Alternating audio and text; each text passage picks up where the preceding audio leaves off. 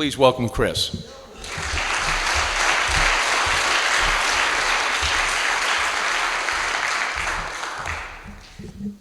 Howdy.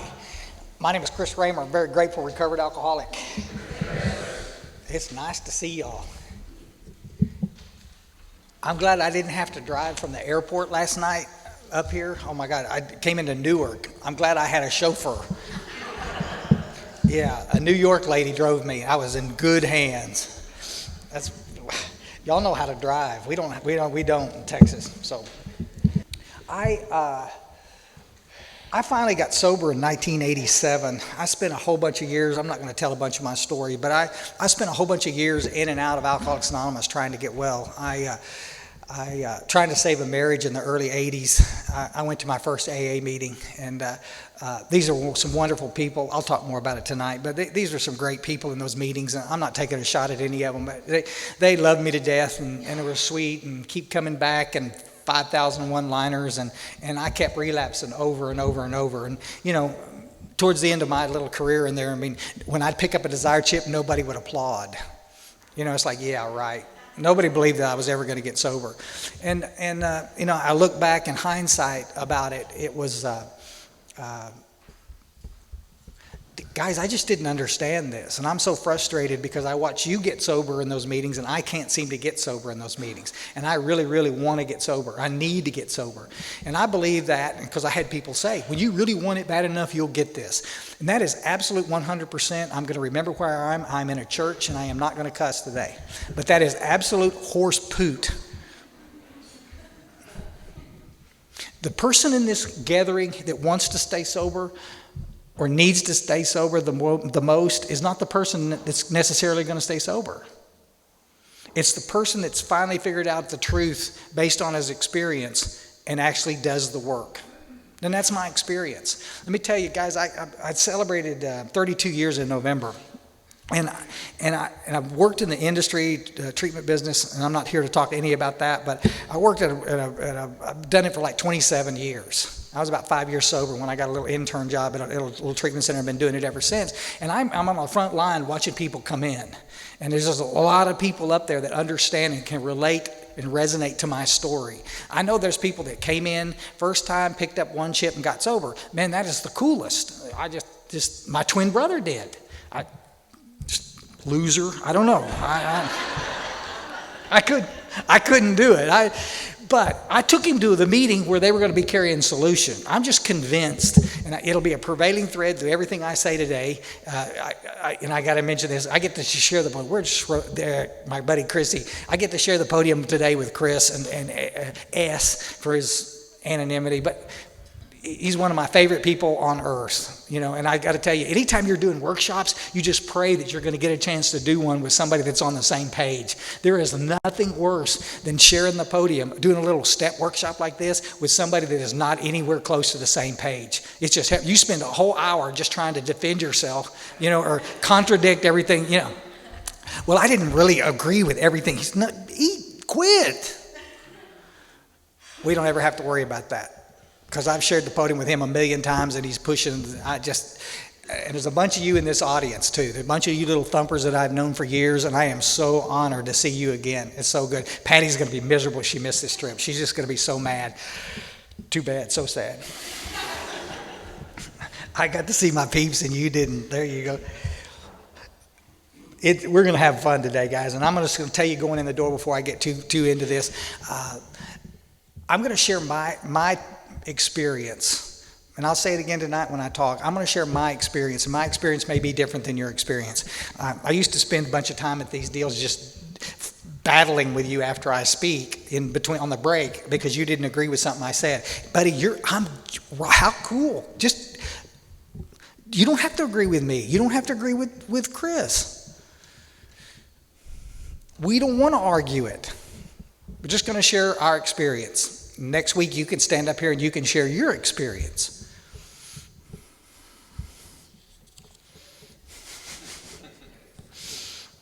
Try not to kill anybody while you're doing it. We're little thumpers, guys. We're coming out of the big book of Alcoholics Anonymous. What a concept. And that's all we can do. So, and just saying, I love you to death. It doesn't matter if you don't agree with whatever. We're all friends in here. I love you. I know you're helping people the best you can, and I'm going to do the same. And let's get on down the road with it. It's just no big deal. God, if I had a nickel for every person that I disagreed with in AA, I'd be wealthy. So that's okay. We'll just keep. One of the things in 1987, when I finally got sober, after a little suicide attempt, and I ended up back in Alcoholics Anonymous, and I ended up back in a room, and there were a bunch of big book people. Literally, I walked in, and they were all carrying big books. They had big books in their lap, and I'd never been to a meeting like that. I'm up in North Texas, and I'm going to gazillions of meetings because I'm told that meeting makers make it, and I'm going, but we don't have any big books on the table. How it works is on a plaque, laminated on the little 6-foot table there with an ashtray that's about this big around with about 4,000 million cigarette butts in it, and that's the meetings I was going to, and people getting well in those meetings all day long. I don't know what to tell you, but I don't understand what it is. I'm 7 years in AA. I don't have a sponsor, and I don't own a big book. And I'll go until I just can't stand it anymore, and then I'll leave and go relapse again. It's just the nature of the beast, and we can talk about it. And anyway, in '87, some old geezers got around me, and after the meeting, and they asked me to stay a few minutes to see if they were going to qualify me. Because Chris, let us qualify you to find out if you're even a real alcoholic. And of course, I'm defensive. Of course, I'm an alcoholic. I'm drunk now. No. I'm an alcoholic. I know. And he says, I know, Chris, but if you really knew you were an alcoholic, you would get well. There's only 2 reasons that you will relapse. And I'll do this with the little dope fiends too. I'm just saying there's only 2 reasons. You don't know what the problem is, or you don't know what the solution is. You'd be amazed how many people come to Alcoholics Anonymous and still don't know what the problem is. They call themselves an alcoholic. Guys, I walked in the early 80s. I called myself an alcoholic for 7 years. I didn't any more believe it than the man in the moon. You don't understand. My case is different. I'm just misunderstood. If I could finally find a girlfriend, I could probably get sober. And if I could just get a job, if I could just, all the stuff that we talk about. Excuse me. I put little issue man up here. I know some of you in the back in the cheap seats can't see this. That's why they're cheap seats. I don't know what to tell you. Yeah, this is more to keep me online. Up at the top, excuse me, I put a little my little email address. So any of the stuff I'm going to reference to some quotes and stuff. If you want copies of any of that, some of y'all like that stuff, and I can send them to you in a heartbeat. Somebody showed me Dropbox about 10 years ago, and it's awesome. Okay, I can send you real quick without much effort. But you see this little guy up here.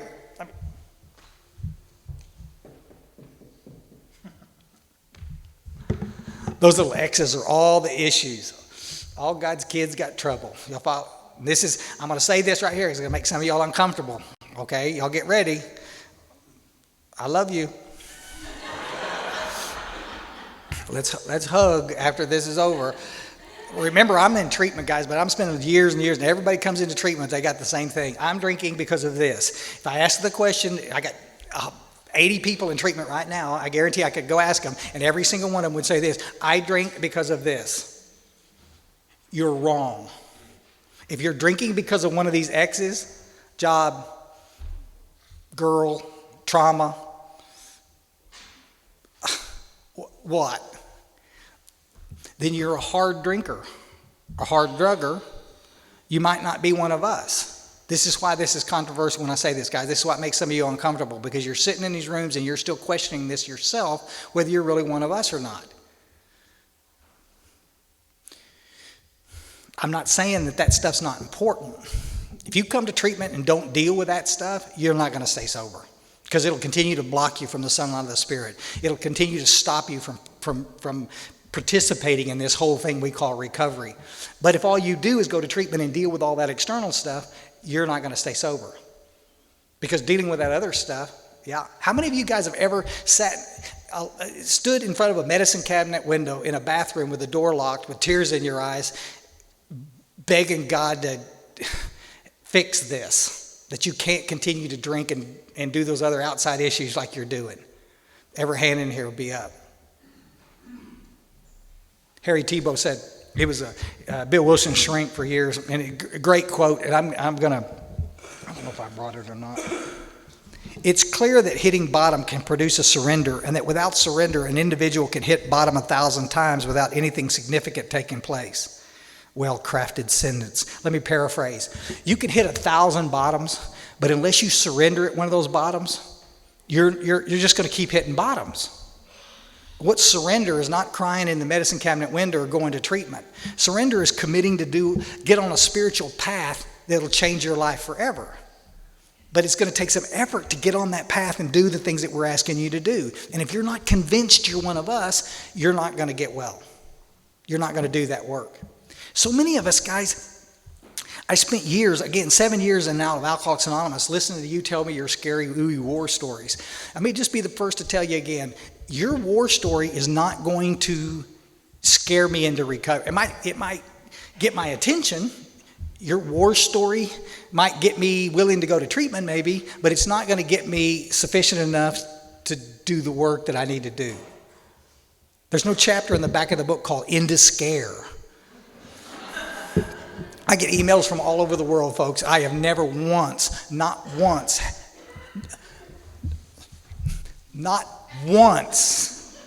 in all of the years that I've had access to a computer, has anybody texted me, emailed me, said anything about, oh, Chris, I remember you talking about eating out of dumpsters in Houston, Texas, and I just put the plug in the jug and I've never had a drink since. Yep. I have had thousands upon thousands upon thousands of emails from people who said, oh my God, I finally figured this out. I had somebody qualify me. They listened to one of these workshops and they finally said, oh my gosh, it came to, I'm an alcoholic. Those guys sat down with me, guys, and they showed me that circle triangle. I'll go real quick with this. I got this little rubber stamp. Where did I put it? My bag's over there. I got that little rubber stamp. If any of you got your books, I'll stamp it in your book because I travel with it all the time. But I mean, this is what they did back in the day. We had it in our books for like 36 years. And then they had problems with trying to copyright it. And anyway, New York, in their wisdom, decided to just take it out of the book. Bill Wilson brought it to us in 50. By 1957, and it was in all the conference-approved literature. Y'all remember seeing it, right? A little circle triangle. We can still use it. They just don't acknowledge it as the AA symbol anymore. But in it was the Recovery Unity Service, and that's how we used to stay in all three parts of the program so we could stay sober. Consequently, back before we lost it, our success rates were way higher than they are today. Am I saying that that's the reason?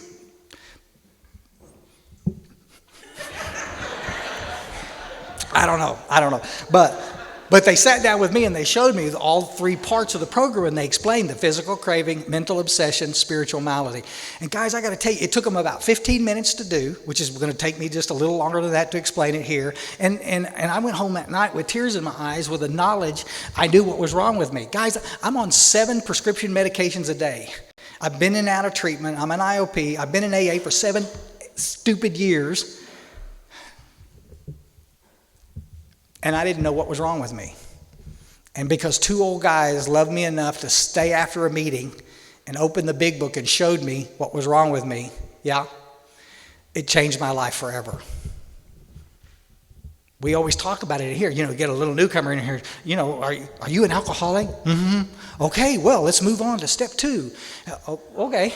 Well, we got 100 pages in the big book that discuss the 12 steps. 100 pages, 60 of those, give or take a page, are the first step. The other 40 pages talk about the next 11 steps. Now I hear people out there, there's no more one step more important than the other. Okay. If you say so. I think Bill Wilson really wants us to understand this. Got it?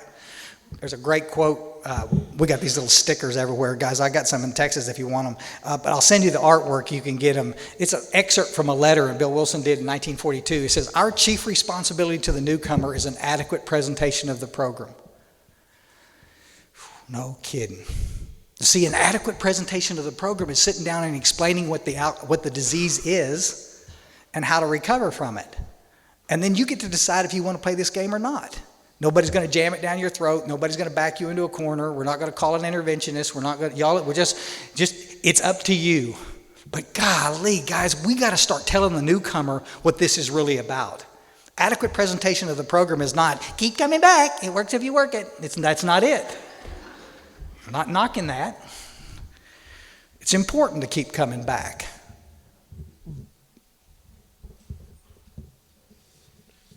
No, it's not. That's just stupid. I don't know what to tell.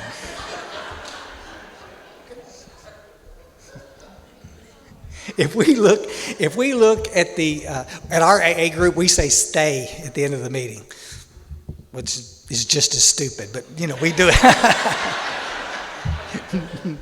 but we do it. Bill Wilson in 1961. Y'all know it was 11th on Monday. I think it was Bill Wilson's AA birthday. He would have been 85. I mean, how cool is that? That's pretty neat. 1961 was 10 years before Bill Wilson passed away. He wrote this little article, Dilemma of No Faith. I can send it to you if you're interested. Bill Wilson wrote, though 300,000 have recovered. Y'all see, Bill Wilson, anytime he talks about that, he talks about, Y'all see recovered? There's an ED on that. It didn't say ING. Some of you in here that are still recovering, finish your amends and come with us to the light. Come on. Let's share some hope with a newcomer. Oh my God. Though 300,000 have recovered in the last 25 years, maybe 500,000 more have walked into our midst and then out again. We can't well content ourselves with the view that all these recovery failures were entirely the fault of newcomers themselves. Perhaps a great many didn't receive the kind and amount of sponsorship they so sorely needed. So we didn't communicate when we might have done so we AAs failed them. Now you can say what you want about Bill Wilson, but he had some humility about him. He's looking at this thing in 1961. We've been around for a little while, and he's seeing a whole bunch of people come into our fellowship and not stay. Guys, we've never, and I'll talk about it this afternoon when we talk sponsorship stuff, we have never had a problem getting people to come to Alcoholics Anonymous. We have a bear of a challenge to keeping them to stay, bringing them in here for keeps. A lot of times we don't tell the newcomer how to get well. We don't explain this stuff, so the little newcomer just leaves crazy. And then we scrape them off the side of the plate. Well, I heard it 1,000 times in those 7 years. I knew that little one-eyed son didn't want it. I knew he wasn't ready. Really? Really? I was so ready. This whole message has been so candy-coated and watered down in different parts of the country. It's pap. It's like, why would it work for anybody? Well, maybe, perhaps, one day, maybe you could, perhaps, someday work the steps. Nobody, again, I'm sorry about sarcasm, guys. Nobody's trying to hurt us when they say that. It's just wrong. Nobody in the early days of Alcoholics Anonymous took months to work the steps. They worked them quick. Pick up a book. Do your own research. There's a race here, guys. I'll say this and I'm going to move on real quick. There's a author down in Florida, archivist, historian, a guy named William White, wonderful guy. And I've had a chance to meet him a few times, brilliant. And one of the things he wrote, there was an article he wrote, it talks about this transformational event, this window of opportunity that happens with alcoholics. And how many of y'all can relate to it? You know, you come into a meeting, you start doing a little, you participate a little bit and got some food in your guts and you start feeling a little bit better, get some sleep and, oh my God, and then some old crusty idiot in the corner wants to take a shot. Oh, you're just on a pink cloud, which I think is really disrespectful because there's no such thing. It's called God's grace. I don't think we need to be doing that, making fun of folks because they're happy. Why? They can't be grumpy like you? Oh my God, I don't know. I'll be glad when all of those people leave our fellowship. Go to the light. Go to the light. Probably shouldn't have said that. Okay.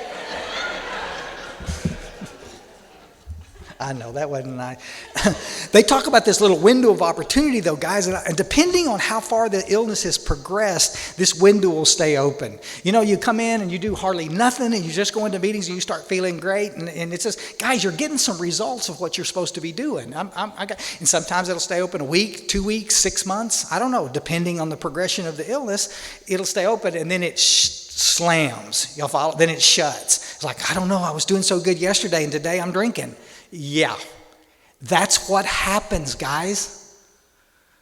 Let's get the steps done while the window is open. The biggest mistake we make in Alcoholics Anonymous today is that we don't qualify the alcoholic, which thereby would put the urgency on them to finish this work. We go too slow through the steps. This idea of taking a year to work the steps is utter rubbish. Guys, we can work the steps forever. I'm 32 years sober. My buddies in that work. Periodically, I do 4th and 5th steps. I spend a lot of time in there. Every time I'm about working and reworking the steps. First time through, though, guys, it's like triage. Let's get the bleeding stopped now. And some of you disagree with that? Okay, maybe let me show you why some of you disagree with it. You see this? You can't probably see this, but this is a little timeline. You see this little guy?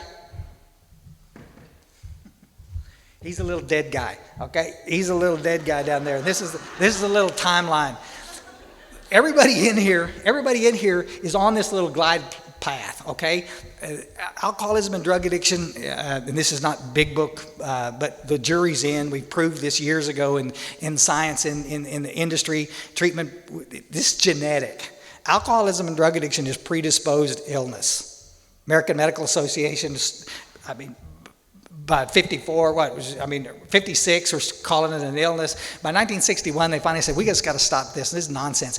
This is a disease. The same exact symptoms are there with every single one of you. Y'all got it? Women, men, black, white, gay, straight, even Yankees. Oh my God. Go figure, you know.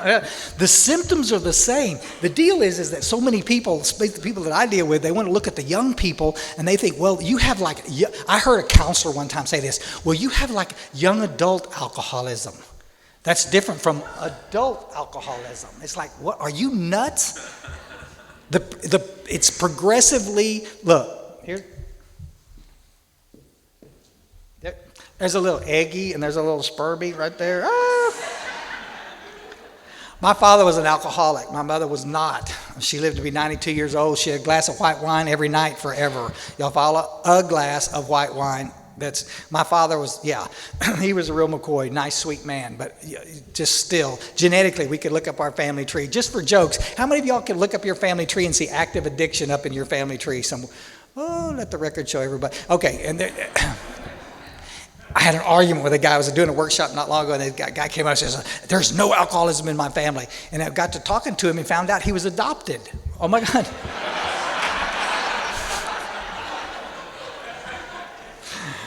Oh, okay, buddy. All right. Well, we'll see. He had no idea who his family was, but it just, okay. Proof pudding. There's some great literature out there. There's a great old book called Born That Way that talks specifically about, it's not just about alcoholism. It's just like so much of this that we have is genetic, predisposed. It's not everybody's causal, You're not an alcoholic because you were raised by a pack of wolves. They didn't help the matter, but they didn't cause it. You got to look at it. When you stop blaming everybody out there for your drinking and drugging, you'll be amazed how easy it is to get well.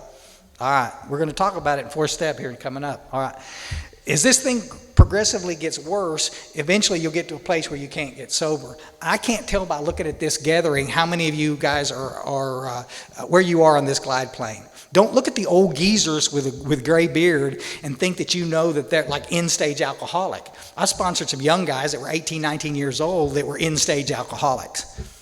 Blackout drinkers at 18. Guys, I was drinking a long time before I ever had anything close to a blackout. Some of us are functioning alcoholics. We drank for 30, 40 years before the wheels started coming off. It's difficult. Stop looking at this chronologically. We don't know why. Different people, it just travels different people. The jury seems to be in, it travels faster in women than it does in men. Have no idea why. Neither do they. They're still looking at it. But pay attention to it, because you're going to be able to see the symptoms easier if the illness has progressed a little bit. But I'll tell you this, I started drinking it when I was about 17 years old, and you could have diagnosed me with alcoholism 2 weeks later if you'd have known the questions to ask. But we didn't for so many years. All we're doing is looking at the stupid drama. Have you had a drunk driving charge? Look online. Look at the questions they ask for alcoholics. All the crazy, stupid questions. Why don't you ask the 2 questions that the big book asks? Because that's what it asks you. It's not 22 questions. It's not 44 questions. Y'all follow? Reader's Digest had a deal on there one time. Oh my God, there's all these gazillions of questions. Do you hide your liquor? Do you do that? 2 questions and we can qualify you. We can find out once and for all what you are. And we could do it with a little dope fiends. Some of you in here are little combo jobs. Some of y'all qualify for every 12-step fellowship out there. And there are close to 300 now. Oh my gosh, you get Chicken Molesters Anonymous. Okay, we get. Bill Wilson wanted us to see this. He talks about in the big book, he talks about different kinds of drinkers over and over and over again. And on page 20, 21, one of my favorites, moderate drinkers have little trouble in giving up entirely if they have a good reason for it. They can take it or leave it alone. I don't think we got any moderate anybody in here. Maybe. Then we have a certain type of hard drinker. He may have the habit badly enough to gradually impair himself physically and mentally. It may cause him to die a few years before his time. But if, mark that word, if a sufficient strong reason comes along, ill health, falling in love, change of an environment, warning from a doctor, if any of this becomes operative, this cat can stop or moderate, although he may find it difficult and troublesome and may even need medical attention. Yeah, AA is full of hard drinkers. A lot of people in there. Given sufficient reason. You know, I'm fixing to lose my job, I quit. The doctor said if I didn't quit, I'd stop. And they just walked away. No spiritual experience needed. They just walked away. How cool is that? If they wouldn't say anything in a meeting, it would be a lot cooler. They're just put the plug in the jug and make a decision not to drink. It's that simple. They're the ones that are driving us crazy. Because if you can do that, you're not one of us. I'm going there at warp speed, guys. But what about the real alcoholic? This is Bill Wilson's words. If you want to set an AA group on fire, go in there and introduce yourself as a real alcoholic. Oh, the old timers will come unglued. I know. You think you're special? Yeah. The only thing that'll set their hair on fire faster is to introduce yourself as a recovered alcoholic. Oh, man. God. But what about the real alcoholic? He may start off as a moderate drinker, may or may not become a continuous hard drinker, but at some stage of their drinking career, he begins to lose all control of his liquor consumption once he starts. And then he goes on. Guys, from the doctor's opinion up to page 23, it talks about what happens when I put alcohol in my system. Dr. Silkworth, that's medical director, I guess, at Towns Hospital for 16 years, supposedly. I don't know, a brilliant guy, but he started seeing similarities between the alcoholics. Y'all remember back in the day, back in these early, mid-30s, if you were an alcoholic in England and you wanted to get treatment, you'd come to the United States and you'd go to Towns Hospital. If they scraped your little drunk butt off Central Park needing treatment, they would take you to Towns Hospital. We didn't have these specialty places where the rich people go over here and the poor people go over here. Dr. Silkworth got a front row seat of watching whole bunches of people come in with completely different walks of life. The same symptoms. We have a common problem and a common solution. You are not unique where we're talking about the illness. It's what drives me crazy. I'll just take this second to mention it. AA has spent a lot of time, and I know a lot of well-meaning people have helped with all the brochures. Every time I turn around and read another conference report, we've got another damn brochure out there. AA and gay people, AA and young people, AA and women, AA and vets, AA and people on medications, AA and this. Jeez Louise, really? I want my own damn brochure. That's all I'm saying. Skinny one-eyed guys that ate out of dumpsters in Houston, Texas. I want my brochure. Because I got to tell you, and there's been some people that have written some wonderful articles about them. I got to say, when we stop separating us with all of that external stuff and start looking at us as what we are, the same, we'll start seeing a lot more people get sober. My terminal uniqueness is what kept me loaded forever. You don't understand, my case is different. That's what kills alcoholics. You're not. The symptoms are the same. Here it is. 23 to 43. You got the physical craving. Bill Wilson talks about what happens in those pages when I put alcohol in my system. From 23 to 43, we're going to talk about the mental obsession, the piece that you guys trip over. So a lot of people have problem with that. The physical piece is pretty simple. When you put alcohol in your system, does the craving kick in? Do you end up drinking more than you intended? It's a question we ought to ask. Everybody that drinks gets one bonus puke. Okay, everybody. You go to high school, first keg party, you drink too much, you throw up like a geyser. You'll find. All right. That person will never do that again. I watched my little sister do that one time. She got sick. She says, I'm never going to do this again. She's never done it again. Christmas is coming. I'll see her at Christmas. And we've spent for the last 32 years trying to get her drunk. Come on, Lisa, you can do it. Drink up.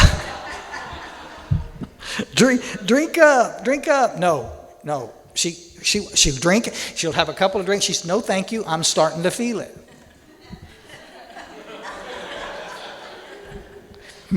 Me too. I don't know. No. Hard drinker. They learn from their mistakes. I'm never going to drink that much again. They stop. That's it. When I do that, my head, that craving kicks in and I'm off to the stupid races. Y'all got it? The phenomenal craving never takes place in normal drinkers. One of the things that we got to mention real quick in here too, though, guys, there's a lot of things out there right now that will trigger that phenomenal craving in alcoholics. Benzodiazepines are one of them. We're losing more people in Alcoholics Anonymous today via benzodiazepines than anything else. And I know some of us have to take those medications for various reasons. Be really careful with them because it triggers the same area of the brain that the alcohol triggers. So just be careful. Medication, over the counter, any alcohol that I put in my system, NyQuil, I can't tell you how many people I watch relapse around things they're putting in their system, but because it doesn't say Scotch on the outside, they think they're okay. If it has alcohol in it, ETOH, you're screwed. Christmas time, Mom used to give us those little cordials, those little cherry things. They have alcohol in it. Mom was just getting. I said, Mom, I'm sober now. Y'all quit giving us those for Christmas. We can't eat them, and it's just they got alcohol in them. You'd have to eat a bushel of those to get drunk. She never got it. Y'all follow? No, I would have to eat one. If the progression of the illness has progressed very far, guys, my system will be light up like a neon sign. Early on in your illness, maybe you can drink non-alcoholic beer. Maybe you can eat those cordials. Maybe you could have a little veal marsala. If that illness has progressed very far, you can't eat that stuff. You can't put that stuff in your system without triggering that craving. And you'll be off to the stupid races. Those little bums, Patty and I have a little apartment downtown San Antonio, and we're just a few blocks from the mission down there for Haven for Hope. Nice, neat little place. We've got a lot of homeless people down there in our neighborhood. Those little guys are not walking around with a box of wine on their back. They've got those little stupid things they get at 7-Eleven, those little bottles about that big, and they'll uncrack it, take a couple of sips, put it back on, lay back down on the cardboard and go to bed. Their body is so sensitized to alcohol, they don't need, the tolerance level has dropped back down. This is a symbol of end-stage alcoholism, folks. If your tolerance level has dropped down, that's where most of us end up in treatment, coming in Alcoholics Anonymous. I used to drink a case of beer and go to work, literally. course, I was a stud too, but no. Physical craving, mental obsession. From 23 to 43, Bill Wilson gets crystal clear about this, guys. These are some of the best stories in the book. Several places in the book, it continues to tell you, if you're having trouble with the spiritual end of this, go back and read more about alcoholism. It's the chapter to the employers. If you don't understand this, go to read more about alcoholism. It didn't say, read the stories in the back of the book. It didn't say that. I am not a fan. Again, it's just a story. All right, just read them. But read these. Page 24, real quick, and I'll... 24, the fact is that most alcoholics, for reasons yet obscure, have lost the power of choice in drink. Our so-called willpower becomes practically non-existent. We are unable at certain times to bring into our consciousness with sufficient force the memory and suffering and humiliation of even a week or a month ago. We are without defense against the first drink. This will make you tense up, folks. Chris is fixing to do 2 and 3. You guys pay attention to it. It'll make you feel better. Because the realization that this applies to you will make you uncomfortable. There is a first step experience. It's discomfort. Guys, that's the hardest piece to get people to understand is this thing called choice. You get people in treatment. You get the family members come in. It's just, Ron's in treatment. Just family comes in and, well, why do you think Ron's drinking? Well, because he's an alcoholic.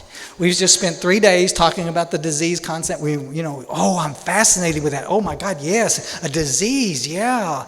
American Medical Association, yeah, oh yes, he has an illness. And they look around like, but why do you think he drinks?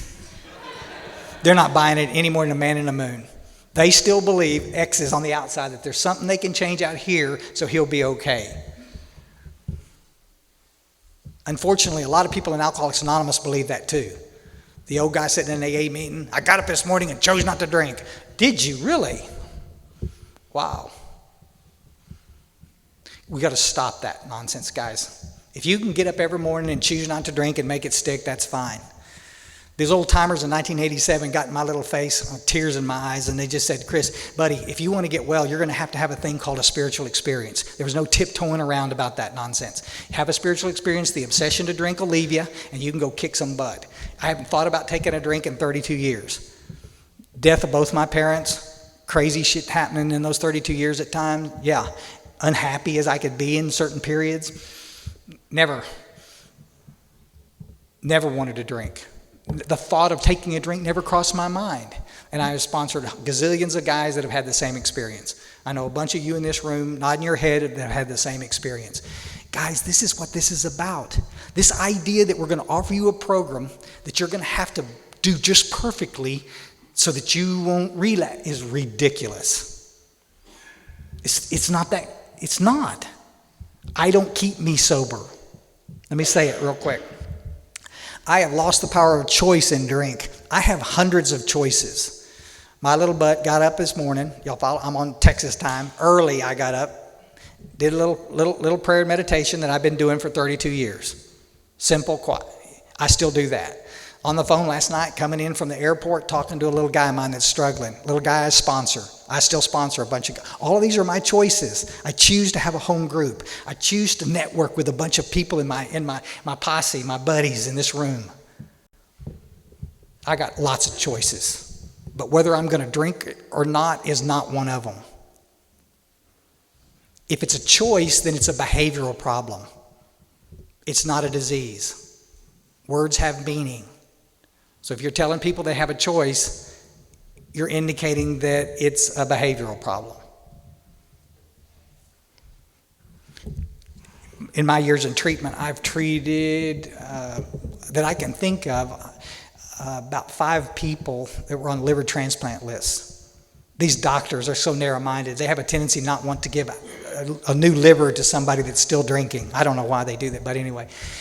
And so the guys come to treatment, but they're the worst patients on earth. Y'all follow? Because you don't understand. If I drink again, I'm going to get taken off the liver transplant list and I'm going to die. And I say, you don't understand. Every person in this room is going to die if they don't do certain things. You think fear is going to keep you sober. I've watched one of them get a new liver and stay sober.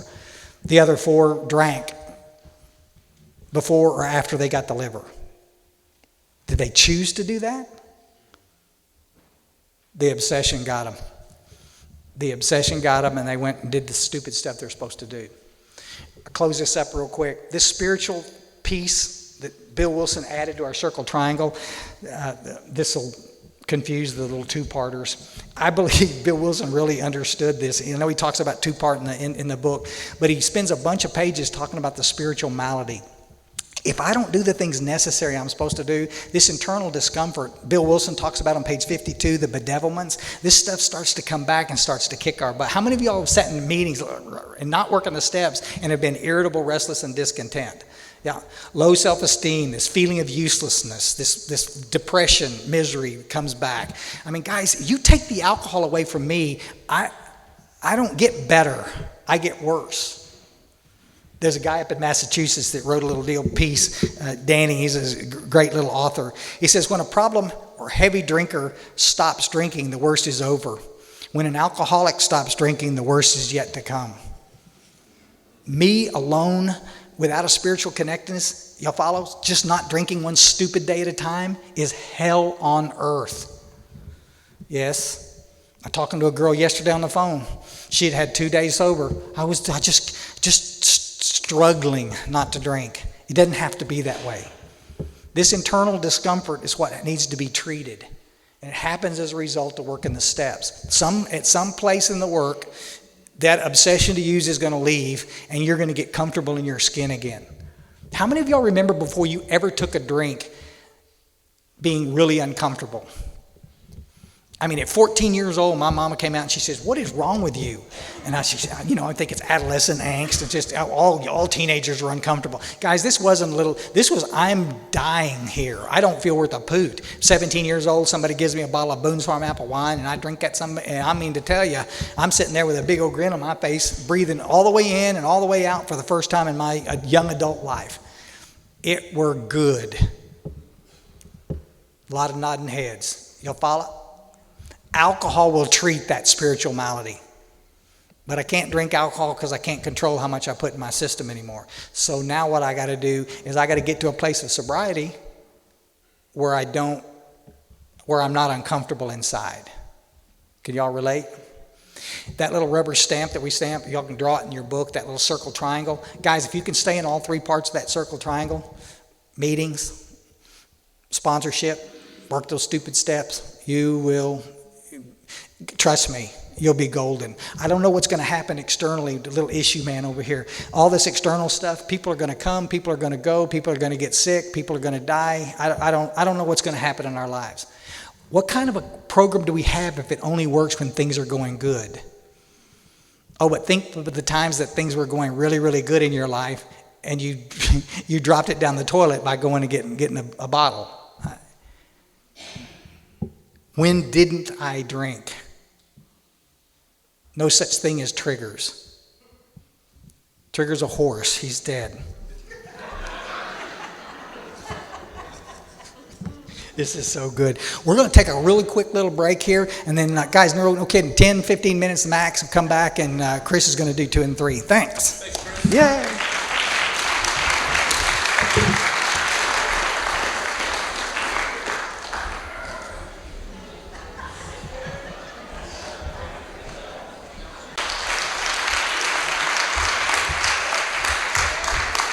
Good morning, everybody. My name is Chris, and I am an alcoholic.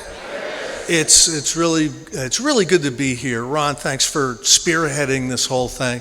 It's such a pleasure to do these things with my friend Chris. This is what I believe happened. This is a theory that I have, and you look back at the history of Alcoholics Anonymous. You look back to the early days, and what AA was it was a program of recovery and a support fellowship built up around the taking of these spiritual exercises, these steps. And AA really started to grow, and the fellowship really started to grow, and somewhere along the line, it became it became a fellowship of sobriety with a support program that you could engage in or not engage in. And it became absolutely fine to languish in the back row, not being held accountable to working the steps.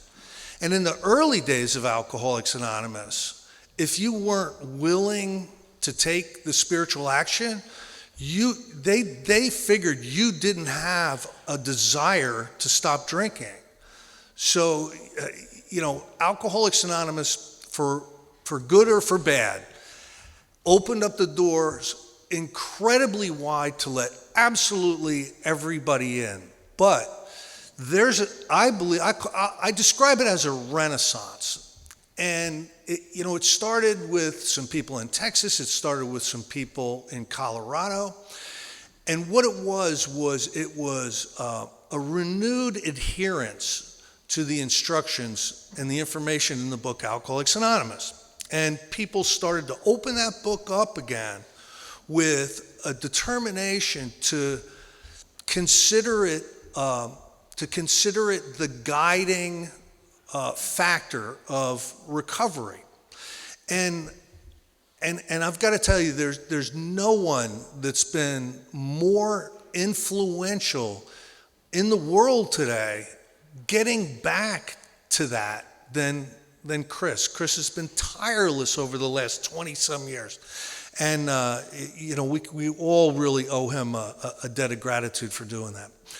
Now, just quickly for me to qualify, so that I'm speaking from experience. I just want to briefly tell you what my first step truth is. Chris did a great job of describing it.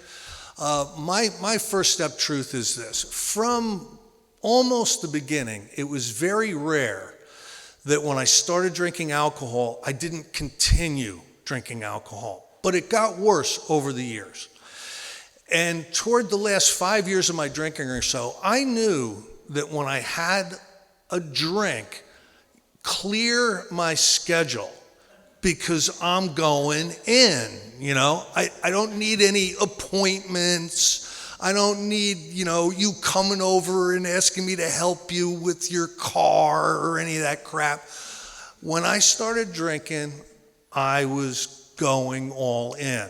And it was almost an unconscious thing for me. And it got to the point where I became very, very isolated because of that. I needed to be in a safe space to do my drinking.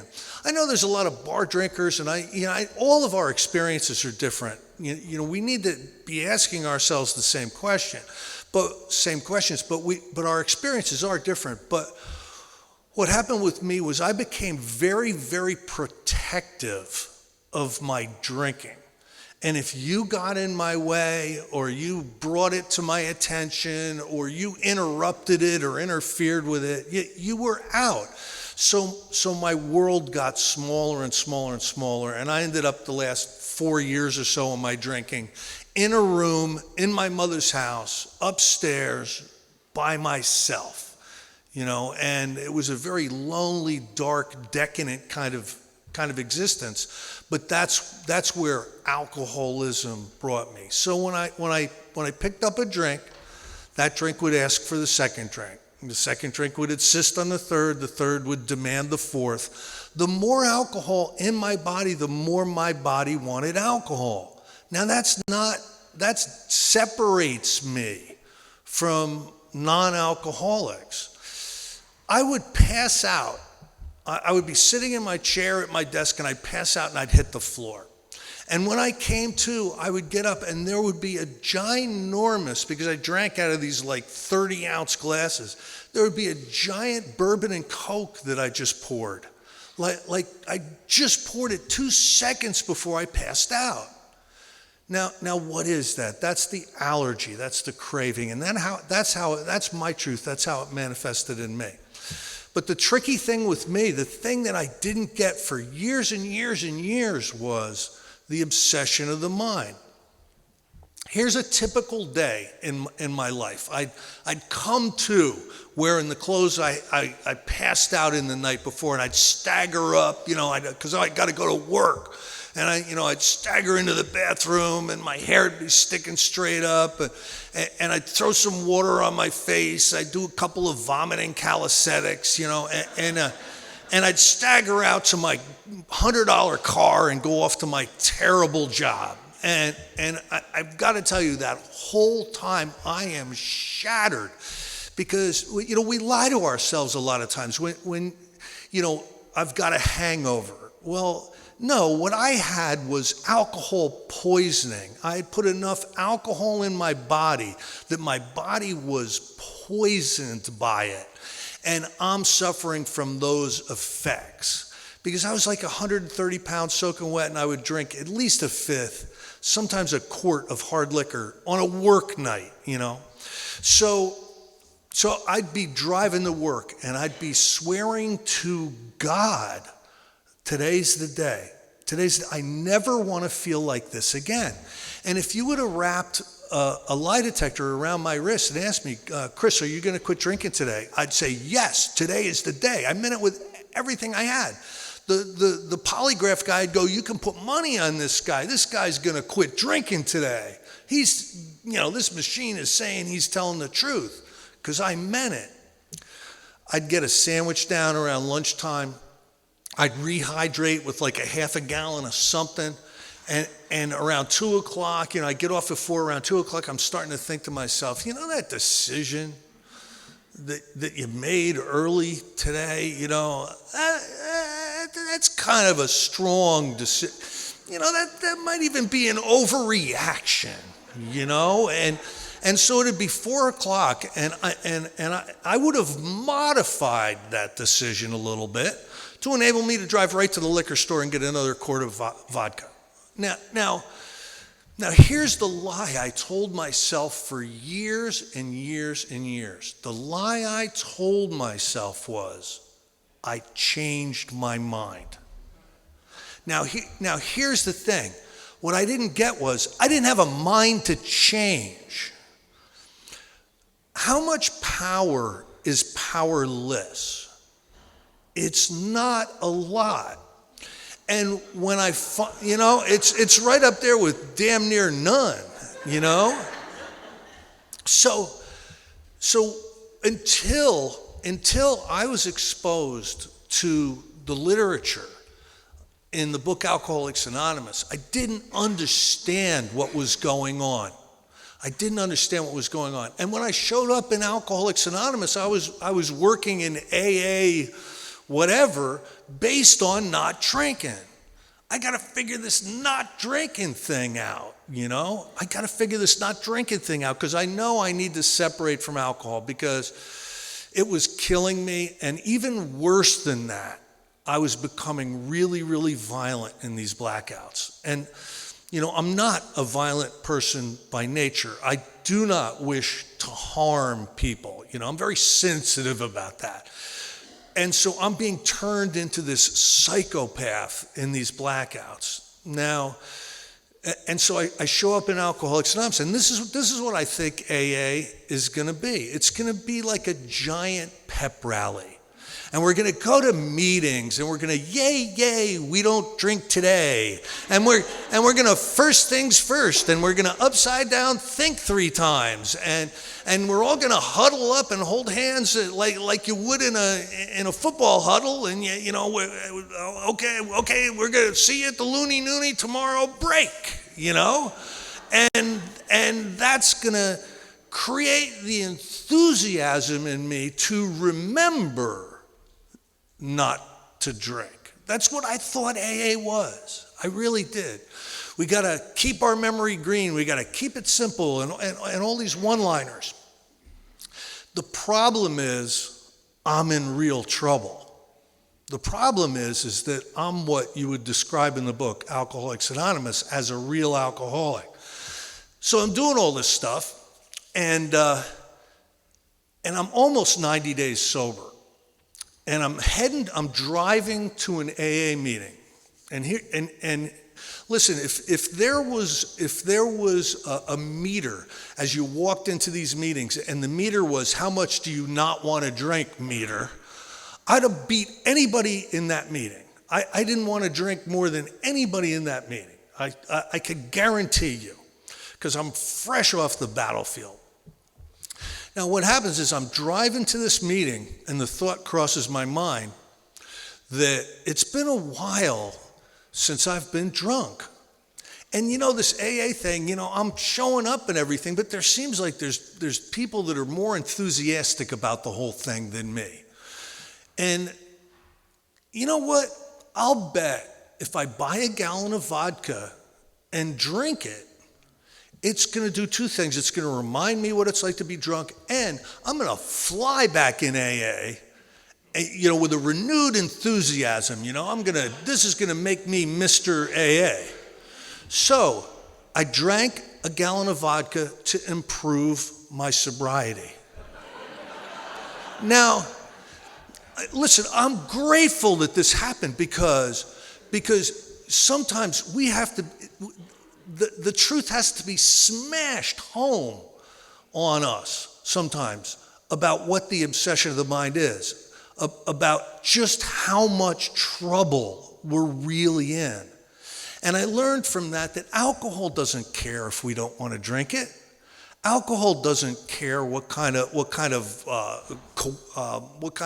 things are going to happen if we drink it again. If she's going to leave, or if we're going to lose the job or whatever, go back to prison. Alcohol doesn't care about all that stuff. If you're powerless over it, you're powerless over it.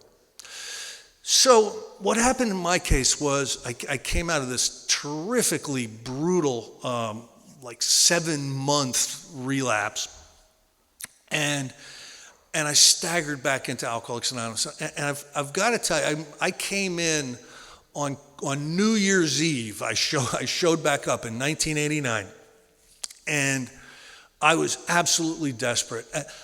I'm going to try this Alcoholics Anonymous thing again. Now, here's another thing that kills people like us. I went back to AA not really thinking it was going to work for me, but just taking that chance, taking that shot, because I'd been in AA. No one had qualified me. No one had explained, you know, the program of recovery to me. But I'd been in AA, so it would have been very, very easy for me to say, I went to AA for a while. It didn't work for me. But for some reason, deep down inside, I felt like there might be a possibility that I can survive this alcoholism thing, and my best shot is to go back to AA. And I went back to AA, and this time I did the things that I believed were stupid and would not work. So, get a sponsor. Well, that's kind of stupid. You know, why would I want to do that? I'd call somebody up, you know, hey, well, you know, this is what I did today. What do you think? You know? And do a 90 and 90, they told me to do. So here's the funny thing. I went to a meeting every night for my first 8 years. But they said do a 99. All right, join a home group. Oh, that's stupid. Why would you join? I go to meetings. Like, why do I have to join a home group? I'm already going to meet. So all the things that I didn't think were important, didn't think would work, and thought were stupid, I was willing to do. And I truly think today that was the grace of God, because I'm the type of person who doesn't join, who I'm sarcastic, I'm judgmental. You know, I never finish anything. I took guitar lessons one time. I took like 2 lessons and stole a guitar and never went back. I joined the Boy Scouts. I went on 1 camp out, never went back. I went down to Florida to college and spent 3.5 years getting 6 credits. You know, I mean, I just didn't want to deal. I had a real lack of dealage. And I show up in Alcoholics Anonymous, and for some reason or another, I stuck. And I truly believe that that's the grace of God today. So I get exposed to some people. I'm rattling around AA. You got to understand, I'm a bad alcoholic, and I think the fellowship was able to create, for a period of time, it was able to create an environment where I could stay sober. Because I was going to so many meetings, and I did get a sponsor, and I was saying yes, and I was a treasurer over here, and I was a secretary over there, and I was just taking people out to the diner after. I was really busy with fellowship stuff, and I believe that created an environment for a period of time where I could stay sober until I was exposed to some people who had working experience with the 12 steps. Now, unlike Chris, it wasn't a couple of old timers in my group. It was a set of tapes. It would have been really unusual in the late 80s, early 90s, in the AA area that I was in, for someone to say, I'll be your sponsor and come over my house and we'll open the big book and we'll start working the steps. Unheard of in my area at that point in time. So what happened was a friend of mine, Radio Shack Mike, hands me 8 90-minute tapes. And I go, what are these? And he goes, oh, you're a hardcore dude. I didn't really care for him, but you'll probably like them. He was a guy that got arrested with a gram of cocaine and, was in AA like for the next 8 years. Never really drank. So he didn't respond to these tapes, but he thought that I would. So he gives me these tapes, and I go, big book, you mean the book they give you in treatment? That was the exposure I had to the big book. They handed it to you the first day of treatment when you were completely psychotic, and that was it. I did get people to sign it, though. You know how you have people sign your big book, after treatment, and so when I started to get involved in going through the book and following the instructions, I opened up the book for the first time in a long time, and I saw all the signatures, and there was one in there. Chris, you crazy bastard, you're never going to make it. Love, Harry. There's all these from treatment. Now what happened is he handed me these tapes, and I did the math, okay? 8 90-minute tapes, that's 12 hours. I go, well, who's doing the workshop? He goes, a couple of guys from Arkansas. I go, Arkansas?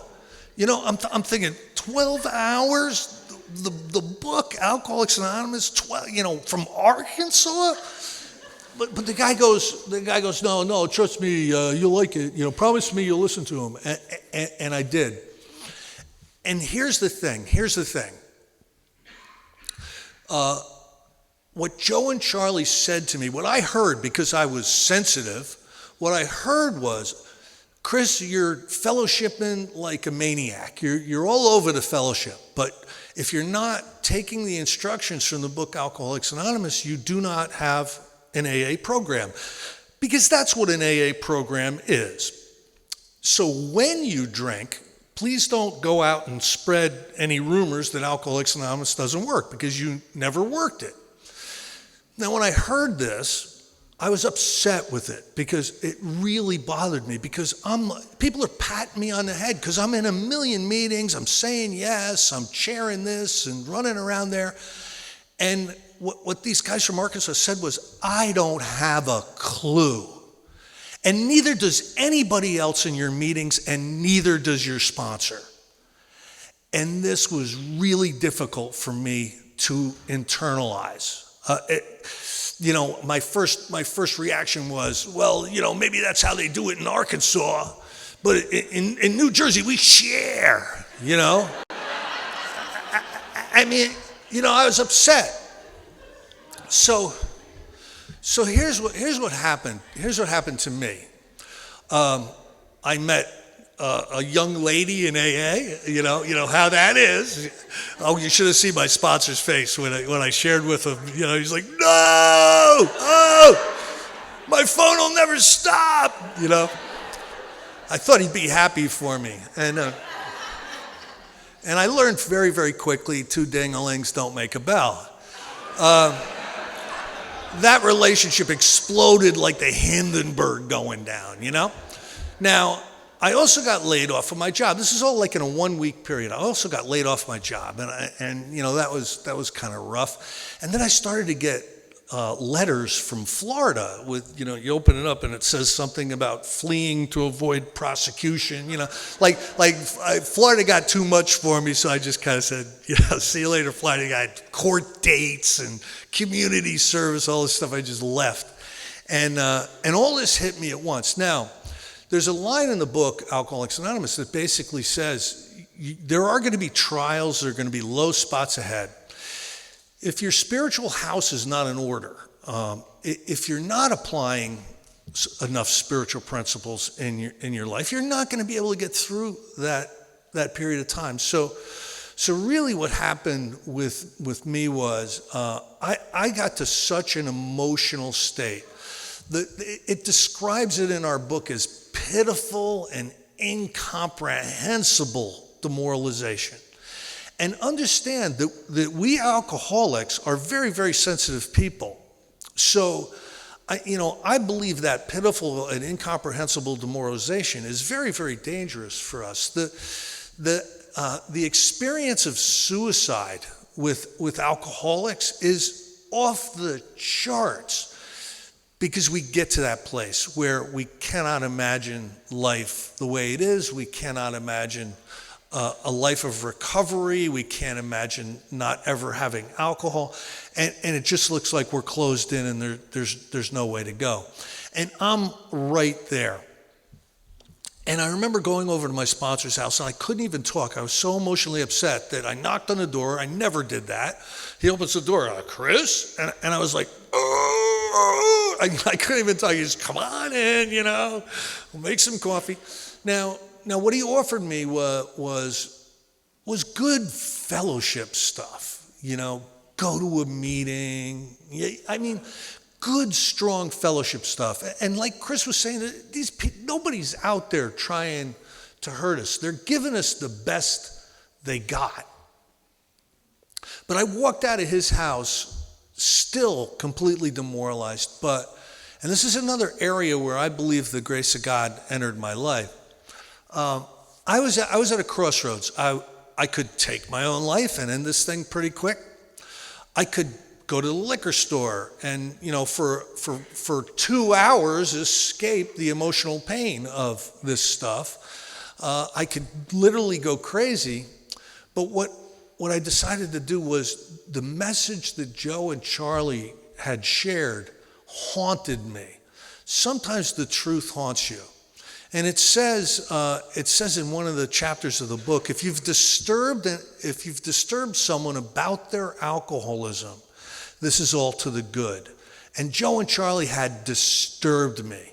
They basically told me I was not doing my job, and it was a very, very risky place to be.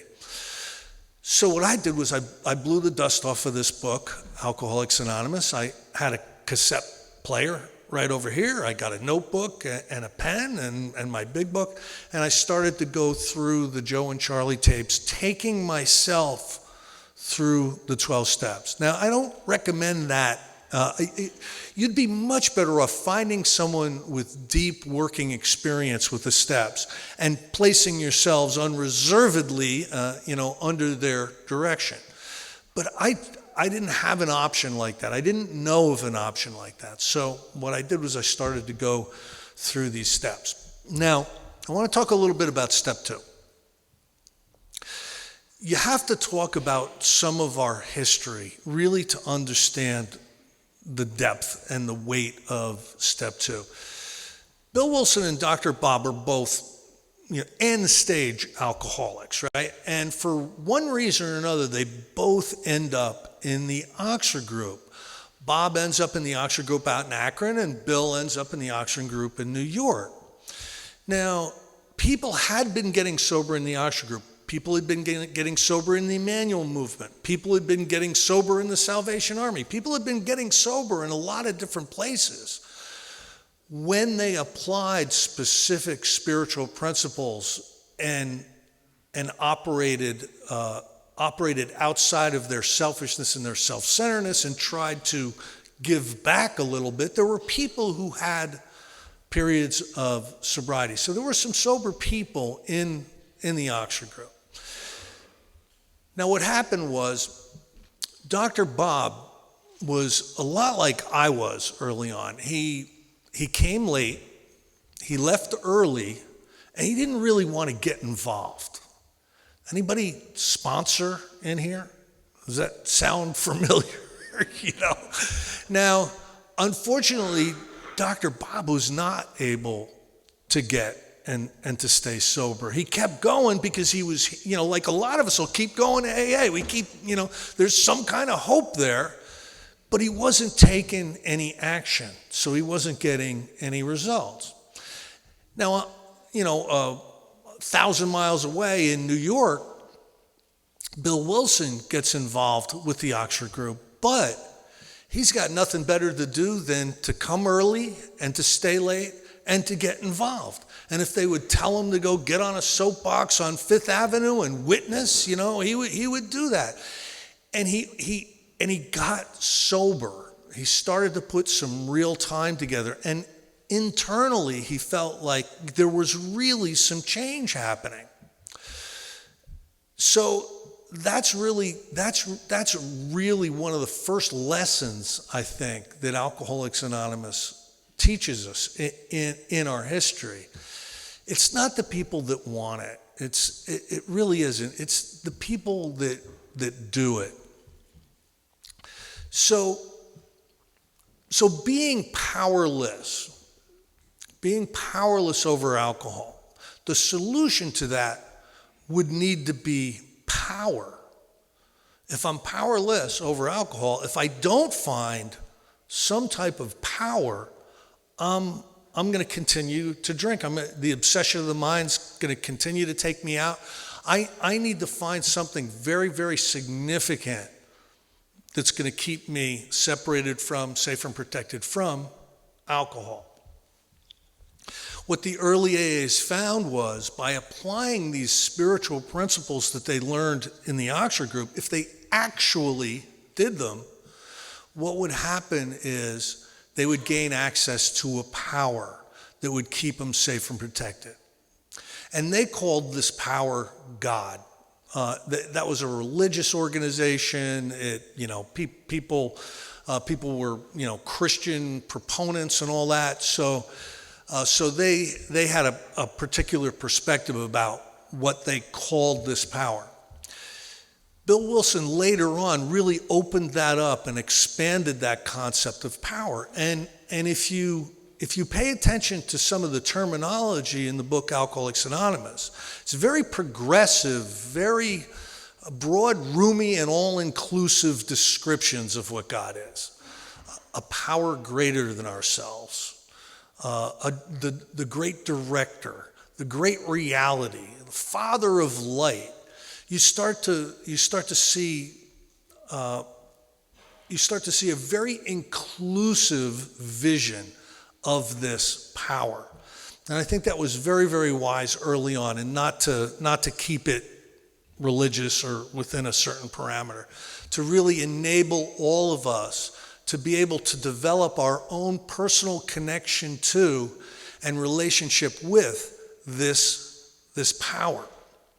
So in step 2, I have to start to come to believe that there's a power greater than myself that's going to restore me to sanity. What kind of sanity? Well, don't you think it's insane to swear off alcohol in the morning and be at the liquor store that afternoon? That's pretty damn insane. There's a lot of other things that I could pack in there, but that's the main insanity that I need to be restored from. So in step 2, I need to start to come to believe. I need to start to lay aside my prejudice. I have to start to become open-minded on these spiritual concepts and this spiritual direction. Now, Bill understood when the big book was being put together that this is going to be difficult for us. gonna need to go on the way we've been going on, blotting out the intolerable situation as best we can, until the bitter end, or accept spiritual help. And we're like, what's that bitter end look like? Again, I need some more information on that bitter end, before I make it. So he knows it's very, very difficult for us to accept this spiritual help because we've been so damaged by alcoholism. Now in step 3, there's a body of work between page 60 and like 63 that is so important. Every year, those pages have become more meaningful to me and more important for me to look at. Because in those pages, it describes how I have separated myself from you, how I've separated myself from God, and how I've placed myself in a position to be all by myself with alcohol. And it talks about how selfishness and self-centeredness is the root of really what the problem is. It's funny, it doesn't say bourbon is the root of your problems. Let's remove bourbon and everything is going to be fine. The early AAs understood that abstinence was not a treatment for alcoholism. They tried it time and time again. Not drinking one day at a time was not an answer to alcoholism. They tried it over and over again. There's a bigger problem, and there's a solution that needs to be applied. And they start by asking us to look at our selfishness and our self-centeredness. Now, it also says sometimes we're so selfish we don't even think we're selfish. That's selfish, Listen, folks, I go to a Monday night beginners meeting over in New Jersey, and it's a great meeting. I love this meeting. There's 120 people there, and 70 of them are under 90 days. And it's beautiful. The format of the meeting is to have everyone under 90 days share, and then the remainder of the meeting is people with experience, strength and hope to kind of share on top of all that stuff. And the first part of the meeting is beautiful because it's an assault of selfishness and self-centeredness. Your hair blows back. It's like share.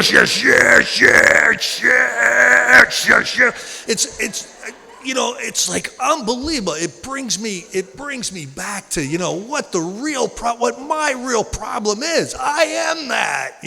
I've got to work my ass off spiritually to become different than the person that just exhibits this toxic selfishness and self-centeredness. And if you go up to them and you say, dude, you're about the most selfish and self-centered person I've ever seen in my life, they will not get it because that's how they've been living. But I look back on my life, and that's real. The book says self had defeated us. Think about that. Self had defeated us. That's a very, very progressive, enlightened, Zen-esque kind of a way to look at this stuff. But it's absolutely true. We have met the enemy, and the enemy is us. And our problems are not coming at us, they're coming from us. And let's look at how we're the actor that wants to run the whole show. I'll give you a couple of examples of this. I've signed myself into 28-day treatment, right? I'm in there. And I'm looking around, and the food's not really up to par. You only have certain times where you can smoke, and you got to make your bed and all this stuff that I'm really not okay with, So I organize the other guys in treatment, and we're gonna stick together, and we're gonna go and we're gonna demand reform, right? And literally, I organized all these treatment people, and we marched down to the nurses' station with our demands, and they just laugh at us. I got hospital plastic on. I'm gonna tell the hospital how to run the place. Unbelievable. If I got involved with you romantically, I was not a vision for you ladies to be involved with, because it was a hostage situation. Normally what would happen is you'd make the enormous error of becoming attracted to me and letting me know. And then it's just all over, because I've got to run everything. I got to know where you are, and you got this and that. Who were you talking to? And I turn into that guy, and my whole world is shot through with these manifestations of self, and was it self that defeated me? You're absolutely right. So here's the brilliance of the 12 steps. They're designed to go after that self, that manifestation of self. They're not designed to teach us just to keep our memory green and not take the first drink no matter what, even if our ass falls off. That's not it, right? The 12 steps are spiritually designed to take this toxic, overwhelming experience of self and bring it back in line.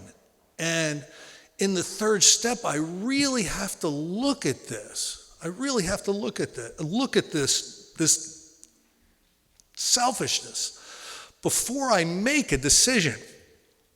The third step prayer is what I would describe as an affirmation prayer. What an affirmation prayer is you've already come to the conclusion, you've already decided on, and your prayer is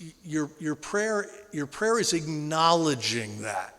So it's an affirmation prayer. So when I say the third step prayer, I need to, in a very, very deep level, understand just how much trouble I'm in with this selfishness.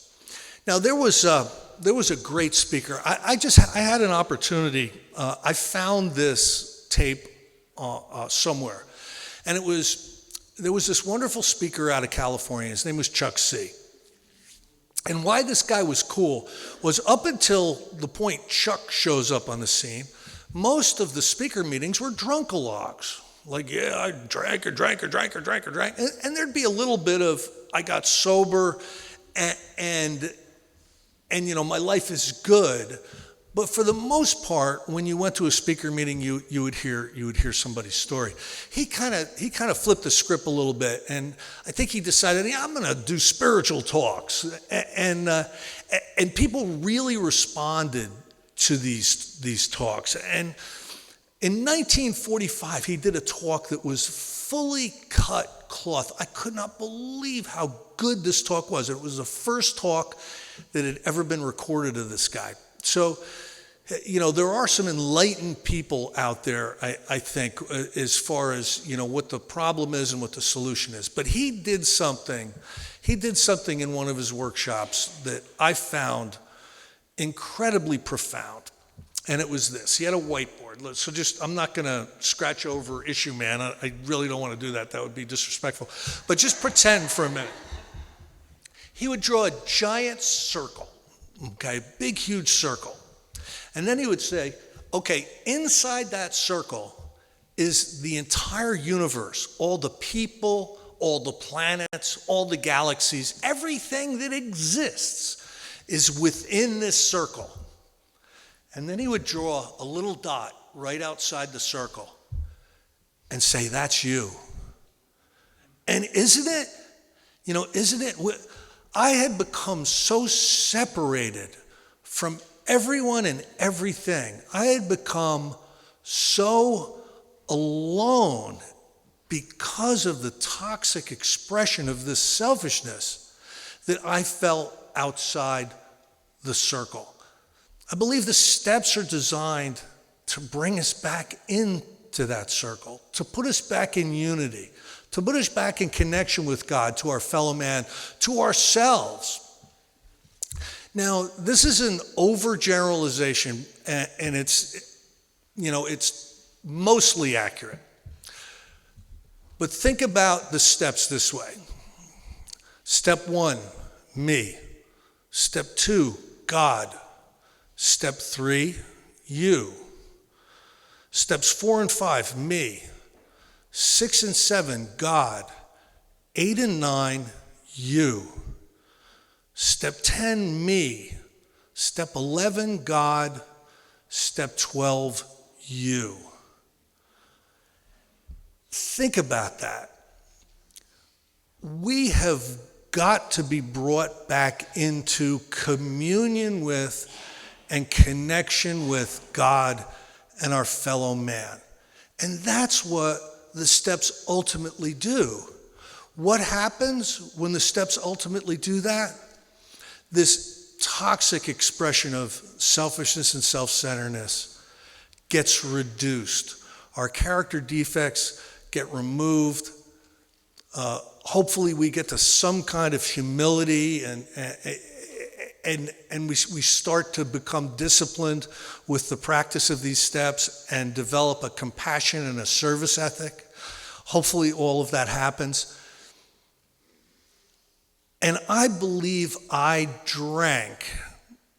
One of the reasons I drank, the main reason is I'm an alcoholic, but another reason that I was drawn into it was life lived along these selfish and self-centered path that I was on had become so incredibly painful to live that I would grab alcohol. I would grab drugs. I needed to find something out there to put in to this gaping spiritual vacancy that was within myself. And I was looking for all these other things for many, many years to make me feel better about myself. What are the steps designed to do? They're designed to fill that spiritual vacancy in a holistic way, a very spiritual and healthy way. Now, also involved with step 3, if you're being sponsored by me, before we're done with step 3, I want to be convinced that you've made a decision to go through the rest of the steps with me. You absolutely, before I let you start to write inventory, I want to be sure you understand this selfishness and how it's manifesting and how it's defeating you. I want you to understand that there is a power. There's a power many of us have experienced. This power will work in you and through you and bring about revolutionary changes within your thinking, your action, your attitude. And you need to be willing to take these steps. Now, here's the funny thing. I'll get asked to be sponsored by, say, 10 people. Something like 3 or 4 of them will finish their amends. You know, what happens? What happens? I believe that alcohol is cunning, baffling, and powerful. I believe the manifestations of self are cunning, baffling, and powerful. And a lot of times we get to a place where we will accept relief and not continue to fight for freedom. We'll be okay with relief, you know. That's part of the nature of alcoholism. It's one of the aspects of alcoholism. For us, we've got a self-defeating default setting. What helps? What helps are really strong groups, really good sponsorship. That's probably the big thing. Really good sponsorship, really strong groups. I'm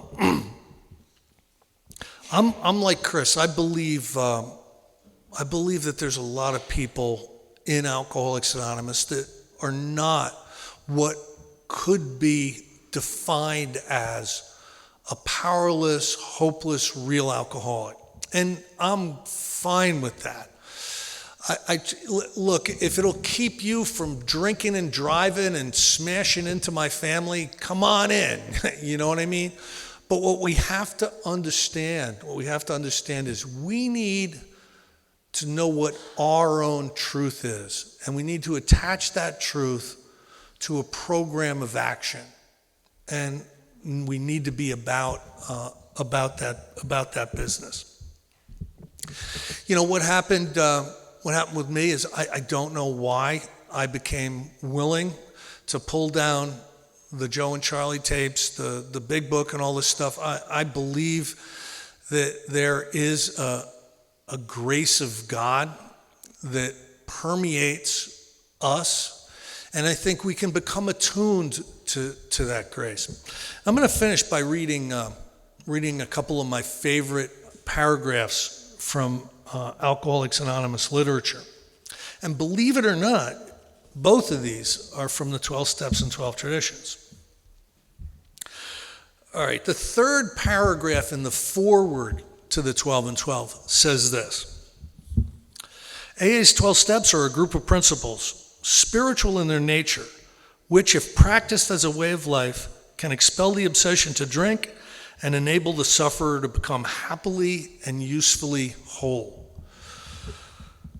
So the steps, they're a group of principles, spiritual in their nature. If we practice these steps as a way of life, they place us in a position of neutrality, safe and protected against putting alcohol back in our body.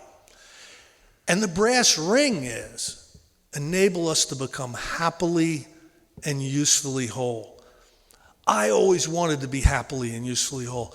I thought halfway down a bottle of vodka was happily and usefully whole. Because I'd take a couple of drinks and my reaction would usually be like this. Everything's going to be good now. Everything's going to be good now. And then I would become a vomiting pig.